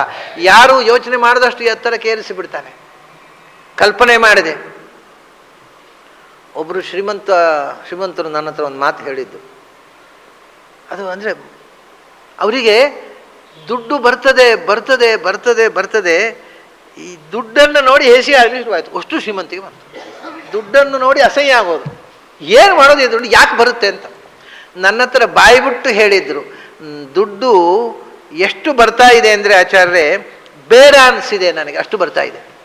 ಅವರು ಹೇಳಿದ ಶಬ್ದ ಇದು. ಅದಕ್ಕೋಸ್ಕರ, ಆದರೆ ಏನು ಮಾಡಲಿ, ಬೇಡ ಅಂತ ಎಡಕೈಯಲ್ಲಿ ಆಚೆಗೆ ತಳ್ಳಿದರೆ ಅದರ ಎರಡು ಪಟ್ಟು ಈಚೆ ಬಂದು ಬೀಳುತ್ತೆ. ನಾ ಏನು ಮಾಡೋದು? ಅಂದರೆ ಕೆಲವರು ಎರಡು ಪಟ್ಟಲ್ಲ, ಏನಾದರೂ ಪೈಸೆ ಸಿಕ್ಕಿದರೆ ಸಾಕು ಅಂತ ಬೆಳಗಿನ ಸಂಜೆ ತನಕ ಬೀದಿ ಅಲೆದ್ರೆ ಪೈಸೆ ಹುಟ್ಟೋಲ್ಲ. ಕೆಲವರು ಬೇಡ ಅಂತ ತಳ್ಳಿದರೆ ಅದರ ಎರಡು ಪಟ್ಟು ಇಲ್ಲಿ ಬಂದು ಬೀಳೋದು. ಇದೆಲ್ಲ ಏನಿದೆ ಹೇಳಿದೆ, ಇದು ವಿತ್ ಆಲ್ ಕ್ವಾಲಿಫಿಕೇಷನ್ಸ್, ನಿನಗೆಲ್ಲ ಅರ್ಹತೆ ಇರುತ್ತೆ, ದಕ್ಷತೆ ಇರುತ್ತೆ, ದುಡೀತಿ, ಪರಿಶ್ರಮ ಪಡ್ತಿ, ಆದರೂ ರೆಕಗ್ನಿಷನ್ ಇಲ್ಲ, ಆರ್ಥಿಕವಾಗಿ ಬಡವನಾಗ್ತಿ, ಏನೂ ಇರೋದಿಲ್ಲ, ಕೂತಲ್ಲಿ ದುಡ್ಡು ಬಂದು ಬೀಳುತ್ತೆ. ಅದೆಲ್ಲ ವ್ಯವಸ್ಥೆ. ನಿನ್ನ ಪ್ರಯತ್ನದಿಂದ ಅಲ್ಲ. ಯದ್ಯದ್ ವಿಭೂತಿ, ಯಾರಲ್ಲಿ ಅಂಥ ಒಂದು ವಿಶಿಷ್ಟವಾದ ಶಕ್ತಿ ಇದೆ ಅದು ಮಮ ತೇಜೋಂಶ ಸಂಭವಂ. ಅದು ಅಲ್ಲಿ ಒಳಗೆ ಕೂತು, ಶ್ರೀಮಂತನಲ್ಲಿ ಶ್ರೀಮಂತಿಕೆಯಾಗಿ ಕೂತು, ಜ್ಞಾನಿಯಲ್ಲಿ ಜ್ಞಾನಶಕ್ತಿಯಾಗಿ ಕೂತು, ಧನಿಕನಲ್ಲಿ ಅರ್ಥಶಕ್ತಿಯಾಗಿ ಕೂತು, ಅಧಿಕಾರಿಯಲ್ಲಿ ಅಧಿಕಾರ ಬಲವಾಗಿ, ಎಲ್ಲ ವಿಧದಿಂದಲೂ ನನ್ನ ತೇಜಸ್ಸನ್ನು ಅಲ್ಲಿ ಅದರದ್ದು ಒಂದು ಫ್ಲ್ಯಾಶ್ ಅಲ್ಲಿ ಮಾಡ್ತೇನೆ ನಾನು. ಆ ವ್ಯಕ್ತಿಯಲ್ಲಿ ಅದು ವ್ಯಕ್ತ ಆಗುತ್ತೆ, ಜನ ಆ ವ್ಯಕ್ತಿಯನ್ನು ಗೌರವಿಸ್ತಾರೆ ಅಷ್ಟೇ. ಯದ್ಯತ್ ವಿಭೂತಿ ಮತ್, ವಿಭೂತಿ ಅಂದರೆ ಬೇರೆ ಎಲ್ಲಿಯೂ ಕಾಣದ ಎಕ್ಸ್ಟ್ರಾರ್ಡಿನರಿ ಕ್ವಾಲಿಟಿ, ಎಲ್ಲಿಯಾದರೂ ಒಂದು, ಯಾವುದೇ ಆಗಬಹುದು ಕ್ವಾಲಿಟಿ, ಅದು ಜ್ಞಾನದಲ್ಲಿರ್ಬೋದು, ಅಧಿಕಾರದಲ್ಲಿರ್ಬೋದು, ಸಂಪತ್ತಿನಲ್ಲಿರ್ಬೋದು, ಎನಿಥಿಂಗ್, ಯಾವುದೇ ಒಂದು ಎಕ್ಸ್ಕ್ಲೂಸಿವ್ ಕ್ವಾಲಿಟಿಯನ್ನು ಒಬ್ಬನಲ್ಲಿ ಕಂಡರೆ ಅದು ಯಾರ ಕೊಡುಗೆ? ಅದು ಮಮ ತೇಜೋಂಶ ಸಂಭವ. ಇವಾಗ ಅದೆಲ್ಲೋ ಪಿತ್ರಾರ್ಜಿತವಾಗಿ ಜೀನ್ಸ್ನಲ್ಲಿ ಹರಿದು ಬರುತ್ತೆ, ಏನು ಬರೋಲ್ಲ, ಜೀನ್ಸ್ನಲ್ಲಿ ಬರೋಲ್ಲ, ಏನೂ ಬರೋಲ್ಲ. ಬಾಲಮುರಳಿಯವರ ತಂದೆಗೆ ಹಾಡ್ಲಿಕ್ಕೆ ಬರ್ತಿತ್ತೇನು? 6 ವರ್ಷದಲ್ಲಿ ಕಚೇರಿ ಮಾಡಿದ್ರು. ಎಲ್ಲಿಂದ ಬಂತದ ಆ ಗಾನ? ಅವರ ಜನ್ಮಾಂತರದ ಸಂಸ್ಕಾರದಿಂದ ಭಗವಂತ ಅದನ್ನು ಹರಿಸಿಬಿಟ್ಟ. ನಮ್ಮೂರಲ್ಲೊಂದು ಹುಡುಗ ಇದ್ದಾನೆ, ಅವನ ಅಪ್ಪ ನನ್ನ ಹತ್ರ ಕರ್ಕೊಂಡು ಬಂದರು ಆ ಹುಡುಗನನ್ನು. ವಿಷಯ ಏನು ಅಂದರೆ, ಅವನು ಯಾವ ಪುರಾಣದ ಯಾವ ಕಥೆ ಕೇಳಿದ್ರು ಹೇಳ್ತಾನೆ. ಅವನ ಅಪ್ಪನಿಗೆ ಪುರಾಣ ಅಂದರೆ ಏನು ಅಂತ ಗೊತ್ತಿಲ್ಲ, ಅವ್ರು ಬ್ಯಾಂಕಿನ ಆಫೀಸರು. ಅವ್ರು ಹೇಳ್ತಾರೆ, ನನಗೆ ವಿಷಯವೇ ಗೊತ್ತಿಲ್ಲ, ಎಲ್ಲ ನನಗೆ ಗೊತ್ತಿರೋದೇ ಇದ್ದದ್ದೆಲ್ಲ ಹೇಳ್ತಾರೆ. ಅವ್ನು ನಿಮ್ಗೆ ಗೊತ್ತಿರೋದು ಬ್ಯಾಂಕಿನಲ್ಲಿ ಕುಡಿಸು ಕಳಿ, ಬೇರೆ ಏನು ಗೊತ್ತಿದೆ? ಏನೂ ಗೊತ್ತಿಲ್ಲ ಅಷ್ಟೇ. ಅವನು ಯಾವ ಪುರಾಣದ ಕಥೆ ಬೇಕಾದ್ರೆ ಕೇಳ್ರಿ, ಬೇಕಾದ್ರೆ ಕೇಳಿ ಅಂತ ಹೇಳಿದ್ರು ನನ್ನ ಹತ್ರ. ನಾನು ಕೇಳಿದೆ ಆ ಹುಡುಗನ ಹತ್ರ, ಏನು ಕೇಳಿದ್ರು ಕರೆಕ್ಟ್ ಹೇಳ್ತಾನೆ. ಎಲ್ಲಿಂದ ಬಂತು? ಇನ್ನೂ 10-12 ವರ್ಷದ ಹುಡುಗ ಪುರಾಣದ ಕಥೆಗಳನ್ನೆಲ್ಲ ಹೇಳ್ತಾನೆ ಕ್ಲೀನಾಗಿ, ಪುಸ್ತಕ ನೋಡಿ ಅಲ್ಲ. ಅದು ಹಿಂದಿನ ಜನ್ಮದಲ್ಲಿ ತುಂಬ ಪುರಾಣ ಮನನ ಮಾಡಿರಬೇಕು, ಕೊಟ್ಟ ಭಗವಂತ. ಅದೇ ಯಾವುದು ಏನು ಸಾಮಾನ್ಯದಲ್ಲಿ ನೀನು ಕಾಣದ ಒಂದು ಎಕ್ಸ್ಕ್ಲೂಸಿವ್ ಎಕ್ಸ್ಟ್ರಾರ್ಡಿನರಿ ಕ್ವಾಲಿಟಿ ಅಂತ ಏನಿದೆ ಅದು ಶ್ರೀಮತ್. ಅದು ಶ್ರೀ ಅಂದರೆ ಸಂಪತ್ತು ಆಗಬಹುದು, ಜ್ಞಾನವೂ ಆಗಬಹುದು. ಆ ಶ್ರೀಮಂತಿಕೆ ಅಂದರೆ ಸಂಪತ್ತು, ಅರ್ಥದ ಶ್ರೀಮಂತಿಕೆಯೂ ಹೌದು, ಆಮೇಲೆ ಜ್ಞಾನದ ಶ್ರೀಮಂತಿಕೆಯೂ ಹೌದು. ಅದರಲ್ಲಿ ಸೇರಿದೆ ವೇದಜ್ಞಾನ, ವೈದಿಕ ಜ್ಞಾನ. ಸಾಹಿ ಶ್ರೀ ಅಮೃತ ಸತಾಂ. ಋಗ್ವೇದ, ಯಜುರ್ವೇದ, ಸಾಮವೇದ, ಈ ವೇದಗಳನ್ನು ಅಧ್ಯಯನ ಮಾಡುವುದು ಅದು ಸಾವಿಲ್ಲದ ಸಂಪತ್ತು. ಸಾಹಿ ಶ್ರೀ ಅಮೃತ, ಇವೆಲ್ಲ ಕಳೆದು ಹೋಗುವಂಥವು, ಕಿಸೆ ತೂತು ಬಿದ್ದಾಗ ಜಾರಿ ಹೋಗುವ ಸಂಪತ್ತುಗಳು. ಅದು ಹಾಗಲ್ಲ, ಅದು ಅಮರವಾದ ಸಂಪತ್ತು. ಅಂಥ ಶ್ರೀಮತ್ ಯಾವುದೇ ಊರ್ಜಿತಂ ಏವವಾ, ಅಂತೂ ಈ ಉಳಿದ ಕಡೆಗಳಿಗಿಂತ ಊರ್ಜಿತವಾಗಿರೋದು, ಅಧಿಕವಾಗಿ ಅಂದರೆ ಎಕ್ಸ್ಕ್ಲೂಸಿವ್ ಆಗಿ ಅವನಲ್ಲಿ ಇರತಕ್ಕಂಥದ್ದು ಏನೇನಿದೆ ಅದು ಮನುಷ್ಯನದ್ದೆಲ್ಲ. ನಾ ಹೇಳಿದ್ದೇನೆ, ಜೇಡ ಬಲೆ ಕಟ್ಟುವುದು, ಅದು ಅದ್ರ ಎಕ್ಸ್ಕ್ಲೂಸಿವ್. ಅದು ಭಗವಂತನ ಕರುಣೆ ಅಲ್ಲದಿದ್ದರೆ ಅಷ್ಟು ಚಂದ ಬಲೆ ಕಟ್ಟಲಿಕ್ಕೆ ಬರುತ್ತಾ? ಜೇನು ಜೇನು ತೆಗೆಯೋದು ಎಲ್ಲಕ್ಕೂ ಯಾತಕ್ಕೂ ಉಪಯೋಗ ಇಲ್ಲ ಅಂತ ಕಿತ್ತು ಬಿಸಾಡ್ತಕ್ಕಂಥ ಮುಳ್ಳಿನ ಗಿಡ, ಮುಟ್ಟಿದರೆ ಮುನಿ, ಟಚ್ ಮೀ ನಾಟ್. ಅದು ಎಲ್ರಿಗೂ ಸಿಟ್ಟು, ತೋಟದಲ್ಲಿ ಬೆಳೆದರೆ ಕಿತ್ತು ಬಿಸಾಡ್ತಾರೆ. ಆದರೆ ಭಗವಂತ ಅದರಲ್ಲೂ ಒಂದು ವಿಭೂತಿ ಇಟ್ಟಿದ್ದಾನಲ್ಲ. ಇವತ್ತಿನ ತನಕ ಗೊತ್ತಿರುವ ಔಷಧಗಳಲ್ಲಿ ಪೈಲ್ಸಿಗೆ ಆ ಮುಟ್ಟಿದರೆ ಮುನಿಯಷ್ಟು ಬೆಸ್ಟ್ ಮೆಡಿಸಿನ್ ಈವರೆಗೆ ಬೇರೆ ಯಾರೂ ಸೃಷ್ಟಿ ಮಾಡಿಲ್ಲ. ಅದು ಪೈಲ್ಸ್ ಪರಿಹಾರ ಮಾಡತಕ್ಕಂಥ ಶಕ್ತಿಯಾಗಿ ಅದರೊಳಗೆ ಕೂತಿದ್ದಾನೆ. ಈ ಪೈಲ್ಸ್ನಲ್ಲಿ ನರಳುವವರಿಗೂ ವಿಷಯವೇ ಗೊತ್ತಿಲ್ಲ, ಅದರಿಂದ ಆ ಗಿಡಗಳು ಸಾಬೀತಾಗಿ ಉಳಿದಿದ್ದಾವೆ. ಇದ್ರೆ ಗಿಡಗಳೇ ಸಿಗ್ತಿರ್ಲಿಲ್ಲ, ಅದಕ್ಕೂ ಬೆಲೆ ಒಂದು ಗಿಡಕ್ಕೆ 10 ರೂಪಾಯಿ ಆಗ್ತಿತ್ತು. ಯಾಕಂದರೆ ಪೈಲ್ಸಿಗೆ ಔಷಧ ಅಂತ ಗೊತ್ತಾಗ್ಬಿಟ್ರೆ ಎಲ್ಲ ಕಿತ್ತು ತಂದು ಅಂಗಡಿಯಲ್ಲಿಟ್ಟು ಒಂದು ಗಿಡಕ್ಕೆ 10 ರೂಪಾಯಿ ಅಂತ ಶುರು ಮಾಡ್ತಾರೆ ಅಂಗಡಿಯವರು. ಅಂದು ಅಂಗಡಿಯವರಿಗೂ ಗೊತ್ತಿಲ್ಲ, ಪೈಲ್ಸ್ ಪೀಡಿತರಿಗೂ ಗೊತ್ತಿಲ್ಲ. ಆದ್ದರಿಂದ ಆ ಗಿಡಗಳು ಸುರಕ್ಷಿತ. ಇತರ ಗಿಡಗಳಿಗೂ ತುಂಬ ಆಪತ್ತಿತ್ತು. ಬಹಳ ಅನಾಯಾಸವಾಗಿ ಆಪರೇಷನ್ ಇಲ್ಲದೆ ಪೈಲ್ಸನ್ನು ಪರಿಹಾರ ಮಾಡತಕ್ಕಂಥ ಒಂದು ವಿಶಿಷ್ಟವಾದಂಥ ಔಷಧ ಅದು. ಇದು ಎಲ್ಲಿ ಯಾವ ಗಿಡದಲ್ಲಿ ಇಲ್ಲದ ಶಕ್ತಿ ಅದಕ್ಕೆ ಅಲ್ಲಿಂದ ಬಂತು? ಅದು ಕೆಲವು ವಿಚಿತ್ರ ನೋಡಿ. ನೀವು ಯಾವುದನ್ನೇ ಆದರೂ ಗೋಮಯ ಗೋಮೂತ್ರ ಹಾಕಿದರೆ ತಕ್ಷಣ ಬೆಳೆಯುತ್ತೆ ಆ ಗಿಡ. ಅದೇ ನಾಚಿಗೆ ಮುಳ್ಳಿನ ಗಿಡಕ್ಕೆ ಹೊಡಿ ಗೋಮಯ ಹಾಕಿ ತಕ್ಷಣ ನಿರ್ನಾಮ ಆಗಿಬಿಡುತ್ತೆ. ಒಂದೊಂದರಲ್ಲಿ ಒಂದೊಂದು ವೈಶಿಷ್ಟ್ಯವನ್ನು ಮಾಡಿದ್ದಾನೆ. ಅದು ಪ್ರತಿಯೊಂದು ಹಾಗಾಗಿ ಅವನು ಹೇಳೋದು, ಏನು ಮನುಷ್ಯ ಅಂತಲ್ಲ, ಪ್ರಾಣಿ ಅಂತಲ್ಲ, ಗಿಡಮು ಅಂತಲ್ಲ, ಪ್ರಪಂಚದಲ್ಲಿ ಪ್ರತಿಯೊಂದರಲ್ಲಿಯೂ ವೈಶಿಷ್ಟ್ಯ ಇದೆ. ಅದನ್ನು ಕಾಣು, ಆ ವೈಶಿಷ್ಟ್ಯ ನನ್ನದು, ಇದೇ ನನ್ನ ವಿಭೂತಿ ಉಪಾಸನೆ. ತತ್ತದೇವ ಅವಗಚ್ಛತ್ವಂ ಮಮ ತೇಜೋಂಶ ಸಂಭವಂ. ಅದು ಎಲ್ಲವೂ ನನ್ನ ತೇಜಸ್ಸಿನ ಒಂದು ಫ್ಲ್ಯಾಶು, ಒಂದು ತುಣುಕು, ಒಂದು ಅಂಶ. ಅಂಶ ಅಂದರೆ ಎಷ್ಟು ನಗಣ್ಯವಾದ ಅಂಶ. ಅನಂತದಲ್ಲಿ ಎಷ್ಟು ಅಂಶ ಅಂತ ಹೇಳೋದು, ಅನಂತದಲ್ಲಿ ಅದು ಎಷ್ಟು ಲೆಕ್ಕ ಮಾಡಲಿಕ್ಕೆ ಬರುತ್ತಾ? ಅದು ಒಂದು ಭಗವಂತನಲ್ಲಿ 1,000 ಬಲಗಳು ಅಂತಿದ್ರೆ ಅದರಲ್ಲಿ ಒಂದು ಬಲ ಅಂತ ಹೇಳಿದ್ರೆ 1,001 ಅಂತ. ಅನಂತದಲ್ಲಿ 1,001 ಅಂದರೆ ಎಂಥ ಅರ್ಥ? ಅನಂತದಲ್ಲಿ 1,001 ಅಂದ್ರೆ ಒಂದೇ, 101 ಅಂದ್ರೆ ಒಂದೇ, 10 ಒಂದು ಅರ್ಥ ಇಲ್ಲ.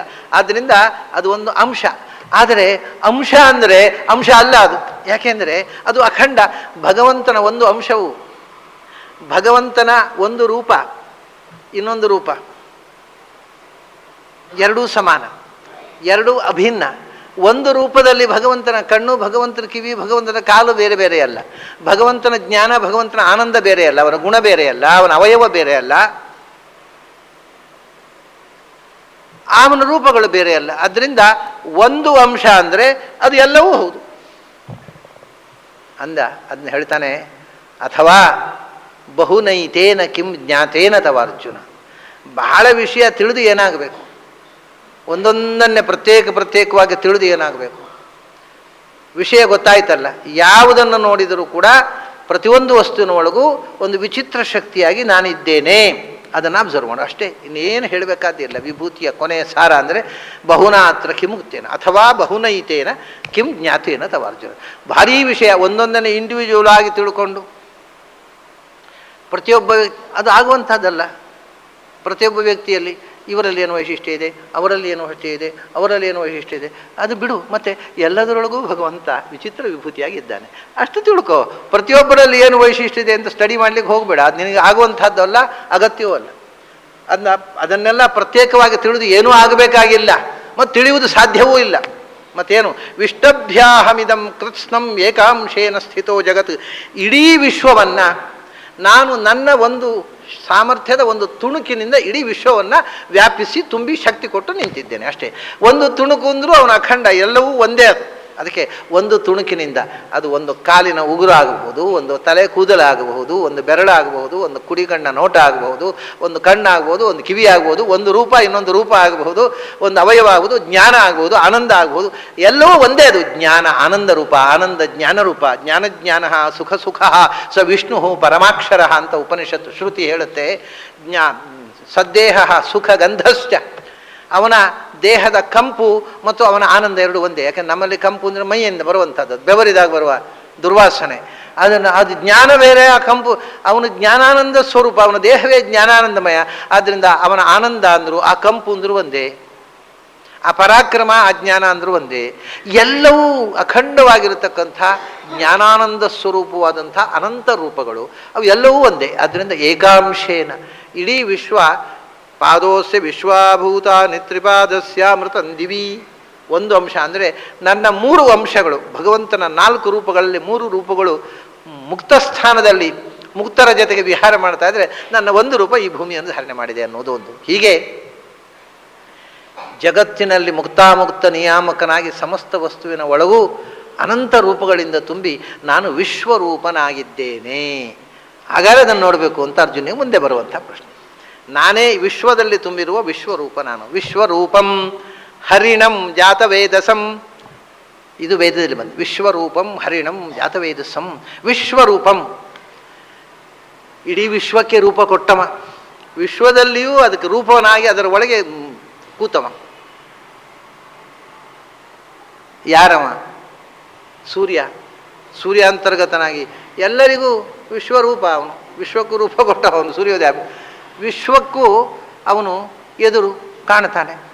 ಆಮೇಲೆ ಅಲ್ಲಿ ಇದ್ದಾನೆ, ಅವನೇ ಜಾತವೇದಸಂ, ಅಗ್ನಿಯಾಗಿ ಇಲ್ಲಿದ್ದಾನೆ, ನಮ್ಮ ಹೋಮವನ್ನು ಸ್ವೀಕರಿಸ್ತಾ ಅವನೇ ಜಾತವೇದಸಂ, ವೈಶ್ವಾನರನಾಗಿ ನಮ್ಮ ಉದರದಲ್ಲಿ ಇದ್ದಾನೆ, ಎಲ್ಲ ಕಡೆ ಇದ್ದಾನೆ. ಅವನು ಹರಿಣ ಅಂತ. ಹರಿಣ ಸ್ವಚ್ಛವರ್ಣ ಅಂತ. ಅವನು ಜ್ಞಾನಾನಂದಮಯವಾದ ಬಣ್ಣ ಅವನದ್ದು. ಅರ್ಥಾತ್ ಜ್ಞಾನಾನಂದಗಳಿಗೆ ಬಣ್ಣ ಇದೆ, ಜ್ಞಾನಾನಂದಗಳಿಗೆ ಆಕಾರ ಇದೆ. ನಮ್ಮ ಭಾವನೆಗಳಿಗೆ ಬಣ್ಣ ಇದೆ, ಅದು ವ್ಯಕ್ತ ಆಗುತ್ತೆ ಫಿಸಿಕಲ್ ಆರಾದಲ್ಲಿ. ಜ್ಞಾನಾನಂದಗಳಿಗೆ ಬಣ್ಣ ಇಲ್ವಾ? ಇದೆ. ಆ ಬಣ್ಣವನ್ನು ನೋಡಬೇಕಾಗಿದ್ದರೆ ಜ್ಞಾನಾನಂದದ ಕಣ್ಣಿನಿಂದಲೇ ನೋಡಬೇಕು ಅಷ್ಟೇ.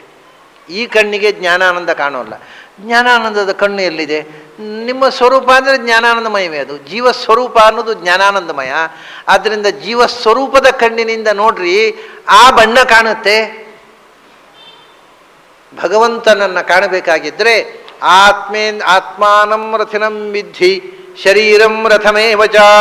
ಆದರೆ ಕೊನೆಗೆ ಹೋಗಿ ಸೇರುವಂಥದ್ದು ಈ ಶರೀರ ಅಲ್ಲ, ಮತ್ತು ಆತ್ಮೇಂದ್ರಿಯ. ಕೊನೆಗೆ ಯಾವಾಗಲೂ ನೋಡಿ, ಈಗ ಒಂದು ದೇವಸ್ಥಾನಕ್ಕೆ ಹೋಗೋದಿದ್ದರೆ ದೇವಸ್ಥಾನದ ಹೊರಗಡೆ ಅಲ್ಲೇ ಪಾರ್ಕ್ ಆಮೇಲೆ ದೇವಸ್ಥಾನ ಗರ್ಭಗುಡಿ ತನಕ ನೀವು ರಥ ಹಿಡ್ಕೊಂಡು ಹೋಗ್ಲಿಕ್ಕಾಗತ್ತಾ?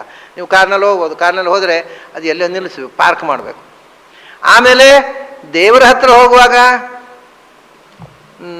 ಕಾರು ಗಿರಿಲ್ಲ, ಅಂದ ಈ ರಥ ದೇವರು ಕೊಟ್ಟ ರಥ ಉಂಟಲ್ವ, ಅದು ಒಂದು ಸ್ಟೇಷನ್ ತನಕ ಹೋಗುತ್ತೆ. ಅಲ್ಲಿ ಮತ್ತೆ ಅದರಿಂದ ಇಳಿದು ಮತ್ತೆ ದೇವ್ರ ಹತ್ರ ಹೋಗಬೇಕಾದ್ರೆ ಆತ್ಮೇಂದ್ರಿಯ ಮನೋಯುಕ್ತ, ನೀನೇ ರಥ ಆಗಬೇಕು ಅಂದರು. ನಿನ್ನ ರಥದಲ್ಲಿ ಕೂಡುವುದಲ್ಲ, ನಿನ್ನ ಸ್ವರೂಪವೇ ರಥ, ನಿನ್ನ ಸ್ವರೂಪವೇ ಕುದುರೆ. ಇಂದ್ರಿಯಗಳು ನಿನ್ನ ಸ್ವರೂಪೇಂದ್ರಿಯಗಳೇ ಕುದುರೆಗಳಾಗಿ, ನಿನ್ನ ಸ್ವರೂಪ ದೇಹವೇ ರಥವಾಗಿ, ಅದು ನೀನೇ ಸ್ವರೂಪತಃ ಭಗವಂತನನ್ನು ಕಾಣಬೇಕು. ಆತ್ಮೇಂದ್ರಿಯ ಮನೋಯುಕ್ತಂ ಭೋಕ್ತೇತ್ಯಾಹುರ್ ಮನೀಷಿನಃ. ಕೊನೆಗೆ ಈ ರಥವನ್ನು ತೊರೆದು ನೀನೇ ರಥವಾಗು, ಈ ಕುದುರೆಗಳನ್ನು ತೊರೆದು ನೀನೇ ಕುದುರೆಯಾಗು, ನೀನೇ ಕುದುರೆಯಾಗು, ನೀನೇ ರಥವಾಗು, ನೀನೇ ಸಾರಥಿಯಾಗು, ನೀನೇ ಕಡಿವಾಣವಾಗು, ನೀನೇ ಪಯಣಿಗನಾಗು, ಭಗವಂತನನ್ನು ನೋಡುವಂಥ. ಇದು ಇಟ್ಸ್ ಎ ಬ್ಯೂಟಿಫುಲ್ ಕಾನ್ಸೆಪ್ಟ್. ಎಲ್ಲ ನೀನೇ ಆಗಬೇಕು. ನೀನೇ ರಥ ಆಗಿ, ನೀನೇ ಕುದುರೆ, ನೀನೇ ಕಡಿವಾಣ, ನೀನೇ ಸಾರಥಿ, ನೀನೇ ಪಯಣಿಗನಾಗಿ ಆ ಭಗವಂತನ ಬಳಿಗೆ ಹೋಗಬೇಕು. ಬೇರೆ external vehicles are not allowed to enter into. ಅದು ಒಳಗೆ ಹೋಗುವಾಗಿದೆ. Kingdom of god. ಹೀಗೆ ಭಗವಂತನಿಗೆ ನಿನ್ನ ಸ್ವರೂಪಭೂತವಾದ ಕಣ್ಣಿನಿಂದ ಭಗವಂತನನ್ನು ನೋಡಿ ಬದುಕಿನ ಸಾರ್ಥಕ್ಯವನ್ನು ಅನುಭವಿಸುವಂತ ಕೃಷ್ಣ ಹೇಳಿದ ಅನ್ನುವಲ್ಲಿಗೆ ನಾವು 10ನೇ ಅಧ್ಯಾಯದ ಚಿಂತನವನ್ನು ಮುಗಿಸೋಣ. ಗೀತೆಯಲ್ಲೇ ಕೂತ್ಬಿಟ್ರೆ ಅದು ಹೋಗ್ತಾ ಇರ್ತದೆ, ನಿಲ್ಲಕ್ಕಾಗೋಲ್ಲ. ಆದರೆ ರಾತ್ರಿ ಬೆಳಗಿನ ತನಕ ಮಾಡಲಿಕ್ಕೆ ಇದು ತಾಳ್ಮದ್ಲೆ ಅಲ್ಲ ಉಪನ್ಯಾಸ. ಆದ್ದರಿಂದ ಅದು ಯಕ್ಷಗಾನ ತಾಳ್ಮದ್ಲೆಯೋ ಬಯಲಾಟವೋ ಆದರೆ ಬೆಳಗಿನ ತನಕ ಮಾಡಬಹುದು.